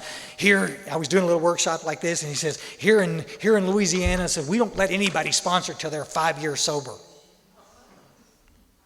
Well, my book says on page 129, in those first days of convalescence, nothing will so much help ensure the immunity from drink as intensive work with another alcoholic. I mean, if you're in a sponsorship lineage where they won't let you sponsor for 2 years or 1 year, whatever, at least understand that you've got to get involved in some type of service work, or you don't have a snowball's chance of hell of staying sober. Bill Wilson, in his the famous story, it's in the forward to the second edition, and you can see it. Of course, lots of books out there, great books on the history of Alcoholics Anonymous, but he's in Akron, Ohio. He's sober about 6 months, got sober, Towns, and he's in Akron with a business deal, went belly up, and he's literally got a little better than $4 in his pocket. He's in trouble in the Mayflower Hotel. I was in Akron not long ago and got a chance to go into the hotel and into the lobby where Bill Wilson was, and it's pretty cool. I got to tell you, just hair stood up on my... He's sitting in that hotel lobby and he realizes, he says, I knew I needed another alcoholic as much as that alcoholic could ever need me. See, the old timers used to say it, guys. They used to say, you hear it in AA all the time, you got to give it away to keep it. Okay, that's true. But the old timers used to say, you got to give it away to get it.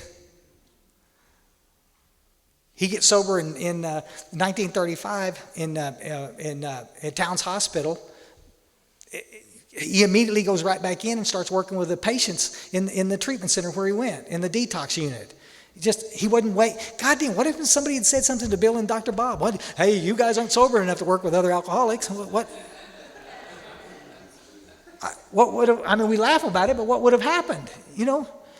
The guy that brought Alcoholics Anonymous to Texas was a guy named Larry Jewell. He was from Ohio and is in really bad shape from Cleveland. The doctors got him cleaned up, got him detoxed, but his health was so compromised he had to get out of this damn cold because it's cold out there. And it had to get him out. He had a job offer in Houston, Texas. They gave him a big book, patted him on the butt and said, go to Houston and help somebody. And he got on the butt. He read the book on the train getting back to Houston and got him a job, started writing some articles about Alcoholics Anonymous, started the first meetings in Houston. From there, went up to East Texas, over to Austin, ended up in Kerrville, Texas, where I live. Oh my gosh. You could just see the train. It's amazing. This guy had never been to a meeting before and affected thousands of us. I repeat myself, this lady I'm talking to yesterday on the phone, she's crying. She wants to get sober, but nobody will let her work with others. You're not ready to work the steps. We have got to stop telling people that. Please, I'm sorry if that offends you. We have got to stop that. We got to work the steps, we got to get there, and we got to encourage the little newcomer day one to get active helping others in some form or fashion. There's lots of ways to help, folks. Maybe it doesn't have to. Maybe you don't have to come up here and do a sponsorship workshop or a step study right off the bat. Maybe work the steps yourself first, and then you can do that. I love it. Chris was talking about it. I love it when guys do this. You go to an AA meeting anywhere like that, and the topic's the 4-step, and the guy in the back, pick me. Well, I've never actually done a 4-step, but, and then they want to talk about it. No, be quiet. Be quiet. If you haven't done a 4-step, shut up. You don't got nothing to share. God, people all over the world want to talk about something they have no experience with. That's why with the urgency to finish this, we need everybody in the trench with us, helping us get this. Sponsorship is kind of divided in this country between this big spectrum right here. Down here, you've got this real dictatorial sponsor. Y'all know them. They're famous out there. I want you to call me every day, and I want you to, you can't wear that. You can't. No dating for the first year. Okay. It makes us look stupid. It makes us look cultish. Again, issue man, world famous. I got in a relationship and that's why I relapsed. No, that's not true. Now you're going to blame something external for why you got loaded. You got loaded because you didn't work the steps and have the spiritual experience. Guys, if you work in the steps and you're dating somebody and she breaks your heart, he breaks your heart, you're going to hurt. You're going to be really sad, but you're not going to drink. The solution is not to not date. That's ridiculous. Well, what happened? Well, I went to work. Oh, well, there you go. You can't work. Oh, my God. Y'all laugh. How many of y'all drank in the daytime? About 3:15. Oh, come on. The rest of you are liars. Come on. You're telling me that you didn't drink at 3:15 in the afternoon? Yeah, okay. Well, don't go outside. I'll hold you until about an hour later and we can say. It's ridiculous. Completely dictatorial down here, and the other end of the spectrum is this completely ineffectual. Yeah? Okay, welcome. I'm your sponsor. Bye-bye now. Okay. Disappear. Somewhere in between, guys, there's got to be a little instruction. I believe early on, guys, if I'm going to sponsor I can sponsor a couple of guys at a time. I can't sponsor more than that. I sponsor a boatload of guys. But these is like Chris said, I don't take these guys on to raise, nor should you. I need to teach these folks what I'm sponsoring. I need to get them through the work, and I want them to become dependent on the program, not on me. If they're calling me every 15 minutes about something, guys, I'm going to help any way I can, but I'm going to do the pushback a little bit. Mark used to do it with me. I'd call him on the phone about something like that, and he says, "Did you talk to God about this?" I said, "No, I'm calling you." And the next sound I would hear would be a click and a dial tone. I call him back. "Did you hang up on me?" "Yeah, buddy, come on, this is ridiculous. I don't know what you need to do. I don't know what you need to do. I don't know what you need to do. I know God knows. Guys, we start doing this work, and there's this intuitiveness that takes place with us, and we start getting this guidance. That's why it's so important early in sobriety, even while these little knuckleheads are sitting in treatment. They're doing the work, they're making some headway here, and all of a sudden, in prayer and meditation, they get quiet. Maybe they're out in the back in a butt hut where they're smoking a cigarette, and then all of a sudden, these little thoughts start coming. Oh my God, you know what? I could go back to school. Yeah, no kidding. Pay attention. Write it down. You think it's going to be 2 years before God starts talking to you? That's pretty arrogant of us to think we know. When's it going to happen, and who's going to carry the message? It may be that little idiot in the back with a piercing. I don't know. Yeah, I do know. I keep a really open mind about that today. I just, please. Because this idea that we have to, let's depend on the program. Let's depend on our folks around us. Let's stop going to one person for the answer. This little dictatorial stuff. Pick a sponsor that you want what they talked about. Real quick, guys. This whole idea of picking somebody. Ask the question. This needs to be the question. I went to a guy that literally had one of those Cadillacs. This was back in the before the Dallas days, but he had Longhorns on the front end of his, which is really cool. Okay, I'm driving an old pickup that leans on one side. The windows all busted out. And this guy's got this Cadillac with bull horns on the front, and he's an oil man, got a cowboy hat, belt buckle about this big around, hot damn. And he was,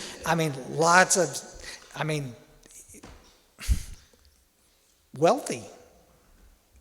Lots of sex. I want him. See, we didn't ask the question. The question needs to be this. Have you had a spiritual experience as a result of working the steps? And that guy's going to do one of two things. He's going to look at you with like deer in a headlight and take a step back. Like we don't want to get too spiritual here. Oh my God, like crawfish crabbing back and like no. Oreo's going to hug you and say, "Where did you hear that?" Big book. I'm looking for somebody that's had a spiritual experience as a result of the steps. I'm not looking for ... a life coach. I can hire one of those if I need one. I'm sure there's some in here. They're wonderful. They're trained. That's great. Y'all, I'm not making fun of them. Rock on. That's not sponsorship. That's why so many people believe that the newcomer can't sponsor effectively. You got to have your life all perfect before you can turn around and give back to the others? Bill Wilson didn't have that happen. He's in Mayflower Hotel trying to figure out how in the hell he's going to pay his hotel bill. And he realizes he needs another alcoholic. And he finds Dr. Bob through hook and crook with Henrietta Seiberling. Gosh, man, if y'all ever get a chance to go to Akron, if any of y'all haven't been, y'all need to go take that tour. Y'all need to check it out. I know the head archivist there. I'll hook you up. Trust me. And it's absolutely amazing. They finally get hold of Dr. Bob. Dr. Bob tells him, I'll meet with this Bioho for 15 minutes. The story goes.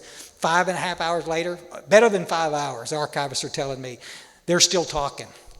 Families pulling their hair out. They want to go home. The kids are tired, and they won't shut up. They're talking and thinking and scheming about how they can go help another alcoholic.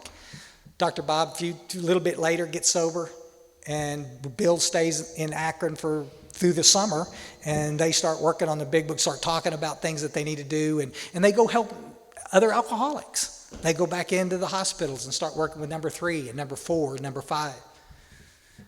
Guys, when we were doing that, our success rates were through the ceiling, and I got to tell you something. Our membership was growing exponentially. It was just huge. And we stopped doing that. I can give you the history. Won't do it now. I'm saying there was a certain point where we stopped doing that, and we started seeing our memberships flatten. Since 1996, on our own membership surveys, we have flattened out in Alcoholics Anonymous. We have not grown as a fellowship. A lot of other fellowships out there. That's part of it. Little dope fiends are not hiding out in AA anymore. They're going back over to Drug Addicts Anonymous or going to some of the cool fellowships out there to help the little drug. That's fine. But there's a lot of people that are not staying sober. Piss poor sponsorship. And this idea that you can't sponsor anybody till, oh, come on, guys, just bring it on. When these little guys come to me and start talking to me, can you sponsor me? If I've got some time, I'm gonna sit with them for a minute. And I've got this little form I can send you. Again, if y'all email me, I can send it to you with a drop and a click. And it's this willing to go to any length stuff we started doing. We had a lot of fun with it. You can take it and kind of customize it and make it your own if you want to. But a lot of times, in how it works, it talks about in the very front, are you willing to go to any lengths for okay. And if you ask anybody, are you willing to go to any lengths? I've never had anybody ever in my 32 years that said no. They all say yeah. Yes, you betcha. But see, we don't explain to them what that looks like. And then when we start asking them to do some stuff, whoa, wait a minute. Wait. No. I just think it's important that we tell them going in the door what this is going to look like. I'm going to run through a couple of these real quick. I won't cover the whole form in there. But before I do, I'm going to mention, I'm one of these firm believers that if you're doing the way the book asks you to do and you're actually taking them through the steps and you're not taking them on to raise, you can sponsor a lot of folks. It doesn't have to be like one person. I know, you can do that. I'm also a big one, you're free to disagree, that men sponsor men and women sponsor women. I have seen so many disasters, it's not even funny. And I know you're sitting in here and you have a man sponsor and there's never been a problem. Rock on. I can name you hundreds of disasters that have happened as a result of that. Can y'all? Yeah. I just got taken off about half this room, the Christmas card list that I was on, I'm off of now. I'm just sharing my experience, folks. I'm going to tell you. One of the reasons I don't do it is simply my wife. Everybody thinks it's perfectly okay until it's 2 o'clock in the morning and she's calling on the phone and I'm in the living room visiting. Then how uncomfortable can this be? And everything looks good until she gets loaded. And then my stupid jokes all of a sudden came outside. Yeah, it's not, just throw that out there to you. If I sponsor you, I'm going to prevent another woman of having the absolute blessing of having the experience of sponsoring you. And there's groups out there where the same old bastard sponsors everybody, every woman in the group. That's okay, but how are the women going to learn to sponsor? If they don't get connected to a sponsor, folks, they're not going to stay. I can't candy coat this any way I want to. I'm just saying, let's find out what works and what doesn't work. And I'm just disaster after disaster. We'll just have to watch it. Guys that I sponsor, I'm going to ask them to be willing to be qualified. I don't care if they've just got out of treatment or not. We've just been talking about it. I'm going to sit down with them. I'm going to ask them point blank, do you physical craving and mental obsession? Alcohol. Have you ever drank more than you intended? It's a yes or no question. Yeah. How about more than once? Yeah. All right. Mental obsession. Given sufficient reason. Jeopardizing your health, your relationship, whatever. Can you stop and stay stopped? No. Textbook alcoholic. Come on. The clear understanding of my truth will propel me through the work. If I'm listening to your story, you'll give me enough evidence to talk myself into leaving. It's just saying. I also want to help them get in the right room. If I qualify this guy right here and find out he's not an alcoholic, but he's a little dope fiend, I want to get him in a room full of other little dope fiends. How's he going to help another alcoholic when he's got no experience with alcohol? Y'all with me? Y'all, you can't help if you don't have any experience with it. They're welcome in AA. I'm not kicking anybody out. I want them to get in a fellowship in a room full of people that are excited about, man, I got to tell you, I sponsor a bunch of little guys, and they'll sit back over behind me in a meeting, our little AA big book study, and they'll sit in there. They got their little big books, and they're talking and they're visiting. They're just they're there behaving. They're not sharing. They're not participating. And then on Thursday night, we got a little Drug Addicts Anonymous meeting I go to when I'm in town, and it's a meeting for little dope fiends. And I'm in there, and that same little guy that I've never heard say a word, he's got his little big book you'll follow, and he's over there just spitting fire. Now look on page 15, and look, turn to the page. He's just 100 miles. He's been paying paying attention the whole time, but he's finally in a room full of people, his little brothers, that identification that Bill Wilson talks about so greatly in the traditions, singleness of purpose. I'm going to try to help them. A lot of people qualify for all those fellowships. They're all welcome. Let's go. But it's my job as a sponsor to help them find their truth. I want them to get in the right room. So it's part of our work. I'm going to ask them point blank if they're willing to do these steps quickly. Guys, I'm not dogmatic about it. You don't have to do it in a week or an afternoon, but we're going to get through this pretty quick, or I'm not going to mess with you. If you're taking your time working the steps, you obviously don't believe you're one of us. So it's triage. We're trying to stop the bleeding. I'm going to ask these little knuckleheads that I'm sponsoring to go to some specific meetings. Y'all with us? They can go to as many meetings they want to go to. Could care less. But I want them to go to at least a couple meetings with me so I can set an eye on them. No pun intended. I want to make sure, because that's it. I sponsor a long time, and I'm talking to the guy on the phone and say, everything's okay. Okay, you say it is. I have to assume it is. But I can sit in a meeting and watch you fidget and know that you're not okay. You're not meeting my eyes. You got up 4 times during the meeting. What's up with that? And I can sit and visit with you. So I want to try to get them to go to some literature-based meetings. Any literature-based meeting out there, with the exception of living sober meetings?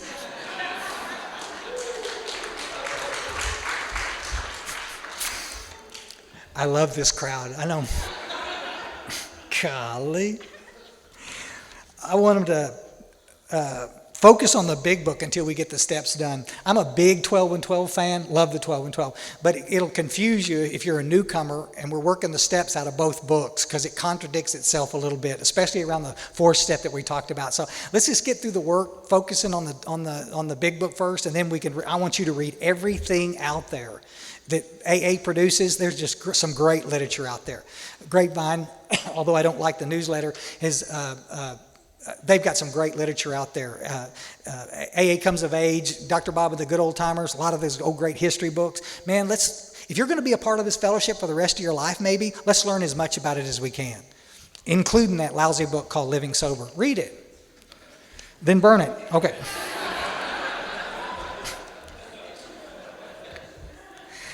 This is really important. It's a qualifier for me. I want you to be the guys I'm sponsoring, I'm going to ask them to be really completely honest about me in certain areas of their life. Again, I'm not a counselor or a therapist, guys, especially I'm not a doctor, but I want to know specifically about what's going on with you. Medication. I want you to tell me what you're on. All right? It's like I'm the last one to tell you to not take those medications, but 6 months from now, when you have the spiritual experience and you're feeling great, and you take that antidepressant bottle and throw it in the trash because you don't need them anymore, and you probably don't, and 2 days later you end up in the psych ward, 4-point tie down, I need to know why. You can't just stop taking antidepressants like that. Y'all follow, folks? I just need to know so I can kind of keep an eye on it. It's just no big deal. Sex. If you're out there, you got an affair going, I'm not going to judge it one way or another, but I need to know about it. I'll keep my mouth shut, but the dishonesty is what kills us. 3 places in the first paragraph on how it works, it continues the word honesty. If you can be honest, you can stay sober. If you can't be honest, you can't stay sober. Sexuality. I've known guys that I've sponsored that wouldn't come out of the closet. They're as gay as the day is long. Everybody out there knows. But they're not going to come out of the closet because they're worried about what their families say. Okay, you're going to struggle staying sober. Guys, your insides have to match your outsides. And when they don't, there's going to be conflict. There's going to be tension. You can't stay sober that way. Bill Wilson put it 3 places in the first paragraph on there because it's important. You got to get straight. If you're working at a job you hate, it's dishonest. I have to work there so I can live in this big mansion that nobody gives 2 poots that I'm living in. Y'all follow? Yeah, I understand. If you're in a relationship that you're miserable in, it's dishonest. I'm not telling you one way or another what to do. I'm saying you got to get honest about your life if you're going to stay sober. And we watch a lot of people come back to treatment over and over and over again. They leave treatment for the 8th time, walk right back into the same relationship that they're just horribly unhappy in, and they wonder why they can't stay sober. It plays into this victim stuff. Y'all got it? It's tough. Honesty.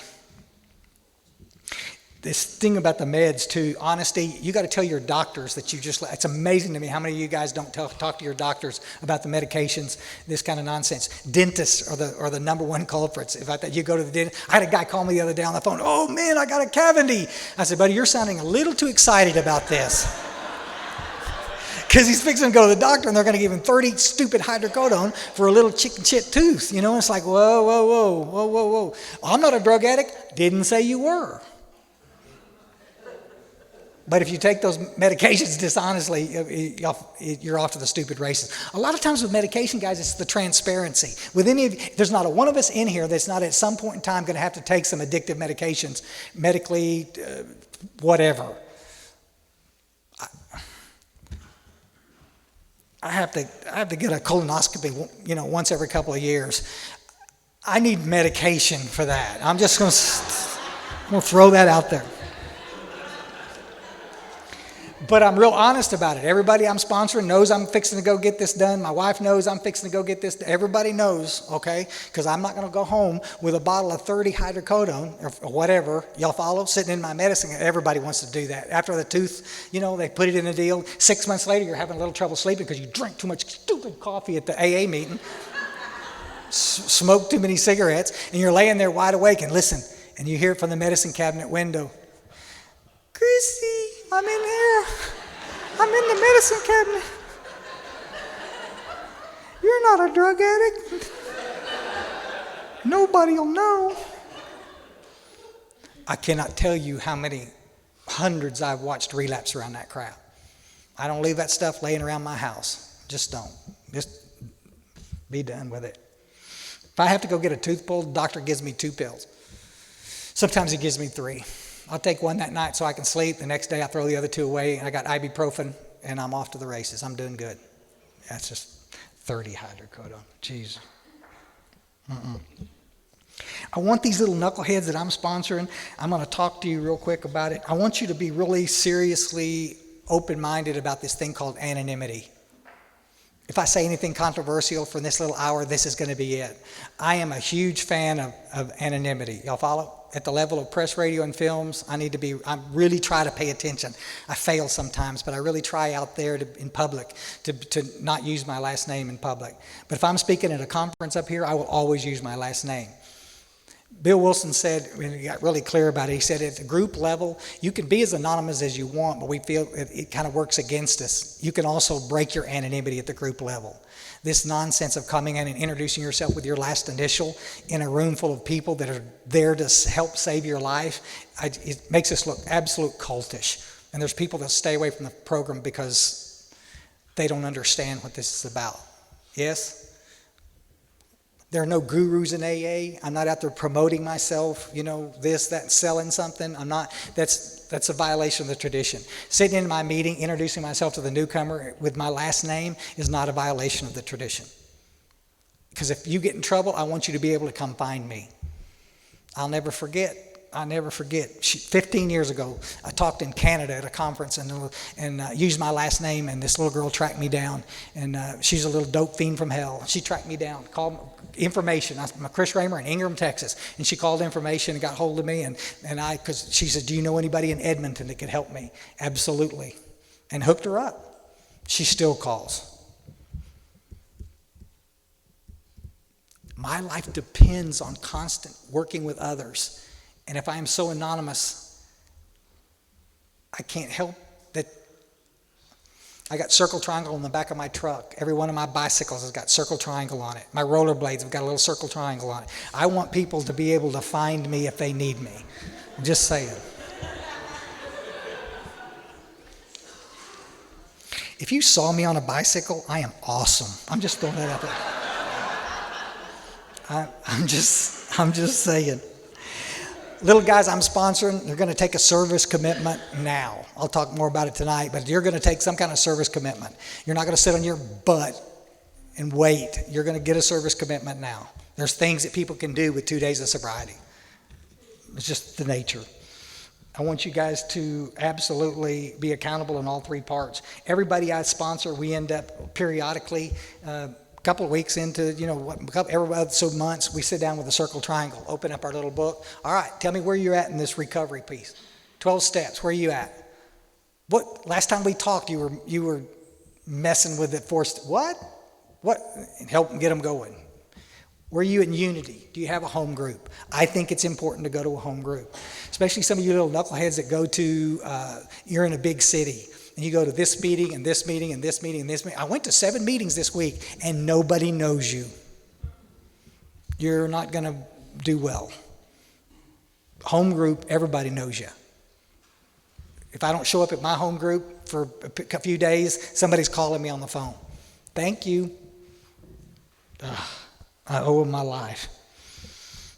Willing to listen to the traditions, study them. It's important. I don't think anybody can sit in here and not know the traditions. I think it's important. We need that layer. Willing to follow suggestions about meeting etiquette. Guys, if you're a little dope fiend from hell and I'm sponsoring you, and you're also an alcoholic, come on into that meeting, but introduce yourself as an alcoholic. If you've got the verbiage "anda" on there, it means you've just got out of treatment. Quit. It's a violation of the traditions. Y'all should see this, audience. Some of y'all just got cranky. Okay. I don't care.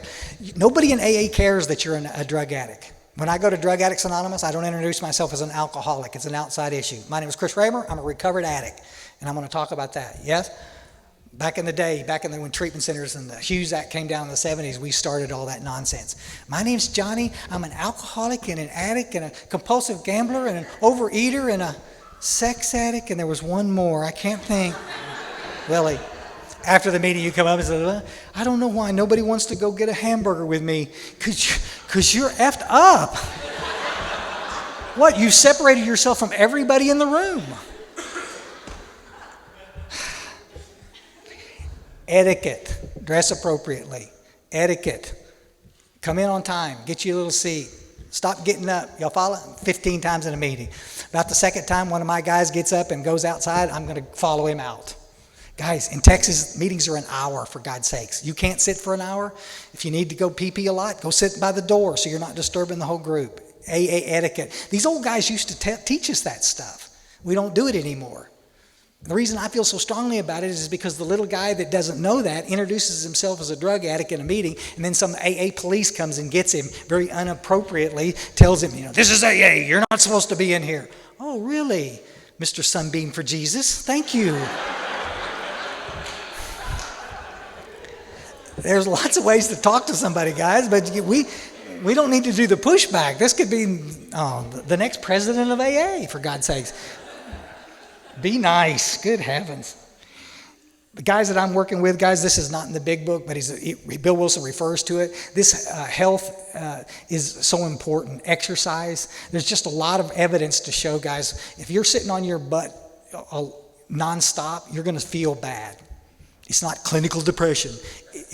You're sitting on your butt 24/7. You got to move. We're physically, vitamins. We haven't been taking care of ourselves, alcohol, drugs, whatever. And all of a sudden, there's things out there that we can take that can help us feel better quicker. And I'm just really pro-advocate to that. I know it's not in the big book, but it talks about, our bodies badly burned, and we just need to kind of get back out and get in a rotation with it. I just think it's go to the gym. It's not just about buffing up and looking good. It's you will feel better. Can y'all relate to that? You're sitting in your house and you feel like hell and everything's going bad and you wonder what's the use anyway, and then you get up and you go rake the front yard, and for some strange reason you just feel 100% better.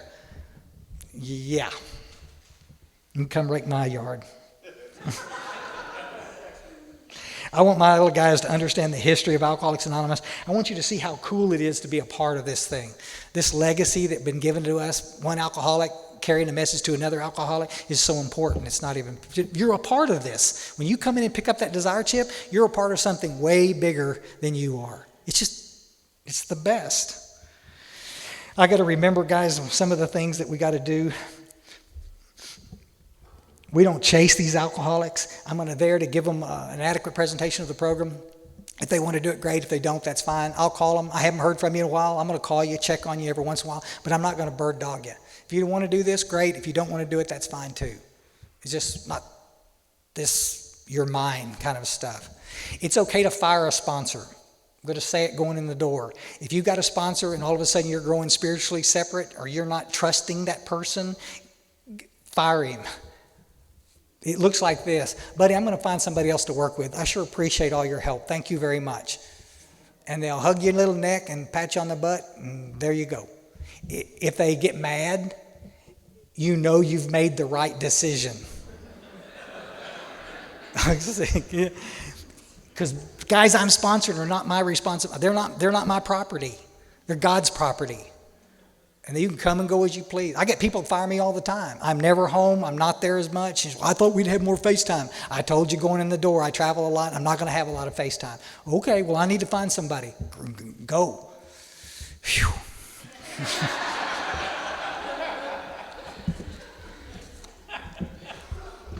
I got to say, Dr. Bob, archivally, and I've talked to some people that keep track of the stuff and have studied it. And Dr. Bob really he was a sponsoring fool. You know, I thought it was just anecdotally, this 5,000. He sponsored 5,000 people. In his 15 years of life, he sponsored over 5,000 guys. He didn't sponsor like we hear people today. You know, we're going to meet twice a week and we're going to go to lunch and we're going to do, okay, that's being a good friend. If you want to do that, that's fine. You know, that's the problem out there. We got a lot of people, we got a lot of women out there that know where the best places to buy sheets, but they're unclear sometimes on how to finish a 4-step so these person can get free of all that crazy shit that's hanging over their head. So if you're picking a sponsor and you know that you're going to have to meet with them 3 nights a week to read the big book, nowhere in the book does it say that. You're making it harder than it has to be.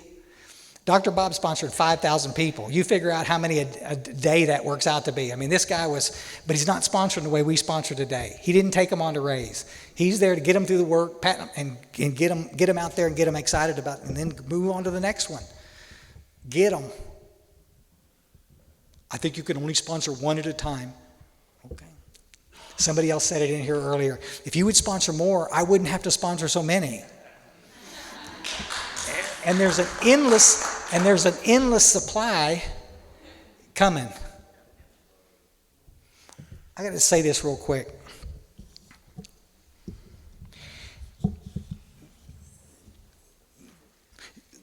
There was a period of time when every insurance company out there had a little treatment rider stuck on the end. The worst policies out there would pay for treatment. Then we got Obamacare, you'll follow, and everybody got the young people got the 26-year-olds on their family's insurance until it was great because we got a lot of those young people got to come into treatment and get sober. Well, they've messed with the system right now, and the insurance companies, their heads are spinning with all the stuff that's coming on in this country. And what they're all doing out there is they're all doing the pushback on mental health in treatment riders on their insurance policies. So a lot of people that could go to treatment, I mean, guys, back in the 80s when I got sober, it was nothing. We had people out there everywhere going to 30 treatments. I sponsored a guy one time that had 34 treatments. Damn. They named a wing after him. And I'm saying today, but what we're seeing is a lot of times we're spending a lot of our time trying to help people get back into treatment, and they're not able to come back to treatment because they've been once or twice. They can't come back. Where are they going to go? They're coming right here to us. That little Tuesday big book meeting over across town, they're coming right here. And we need to be ready to catch them.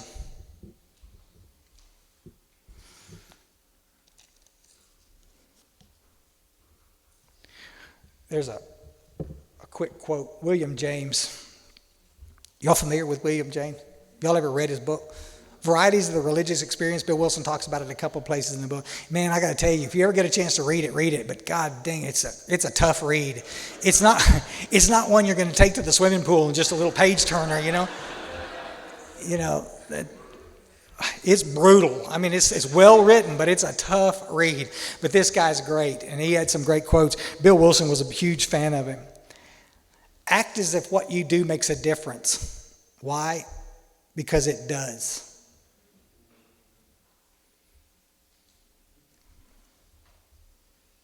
Stop telling yourself that you can't help anybody. Suit up and show up with a heart for service. Say, where can I be of service? Your life will never be the same. I don't want you to miss it. I don't want you to listen to the people telling you that you can't help anybody. That's absolutely ridiculous. I don't know what you can do, but everybody in this room, do you realize that the talent that we've got in this gathering right now? Because I know a bunch of you. We could run this country with the talent we've got in this room. Everybody wants to paint a picture that alcoholics and addicts are all just a bunch of misfits and crazy people and nutcases. The finest people I've ever known in my life are sitting in this room. The most talented people I've ever known are sitting in this room. We just need to stop beating ourselves up and start listening to all the people telling us that we can't accomplish, we can't do this, we can't do that. It's my huge soapbox. I'm going to get a chance to talk at Founders this coming year. And I got to tell you guys, one of the things I'm going to talk about is we got entirely too many people sitting in Alcoholics Anonymous telling us what we can't do. Drives me crazy. You can't do that. You can't do, no, you're not sober long. You can't do that. No job for the free. No, you can't date. You can't, just be quiet. You can do whatever the hell you want to do. No, you can't. We're powerless. We're powerless over people, places. No, we are not. You think you're powerless? Look at your amends list. You got power to hurt a lot of people. You got power to help a lot of people. It's not a dress rehearsal. This is it. We're supposed to get out there and kick some butt, folks. And it starts on a basis. I'll end with this. Chris was talking about the cornerstone. Remember the cornerstone, second step? Third step, the keystone of the arch. What's the foundation stone? Some of you said it. I missed this on a trivial conversation, on a trivia contest one time. Foundation stone of recovery is the 12th step. I've heard people from the podium, first step is the foundation stone. It's not. Working with others is the foundation stone. You wake up in the morning and ask God to help you, put you in a line of somebody that you can help. I guarantee you'll have a better day. And oh, by the way, the obsession to drink will leave you and you'll never come back. Bless you. Thanks, guys.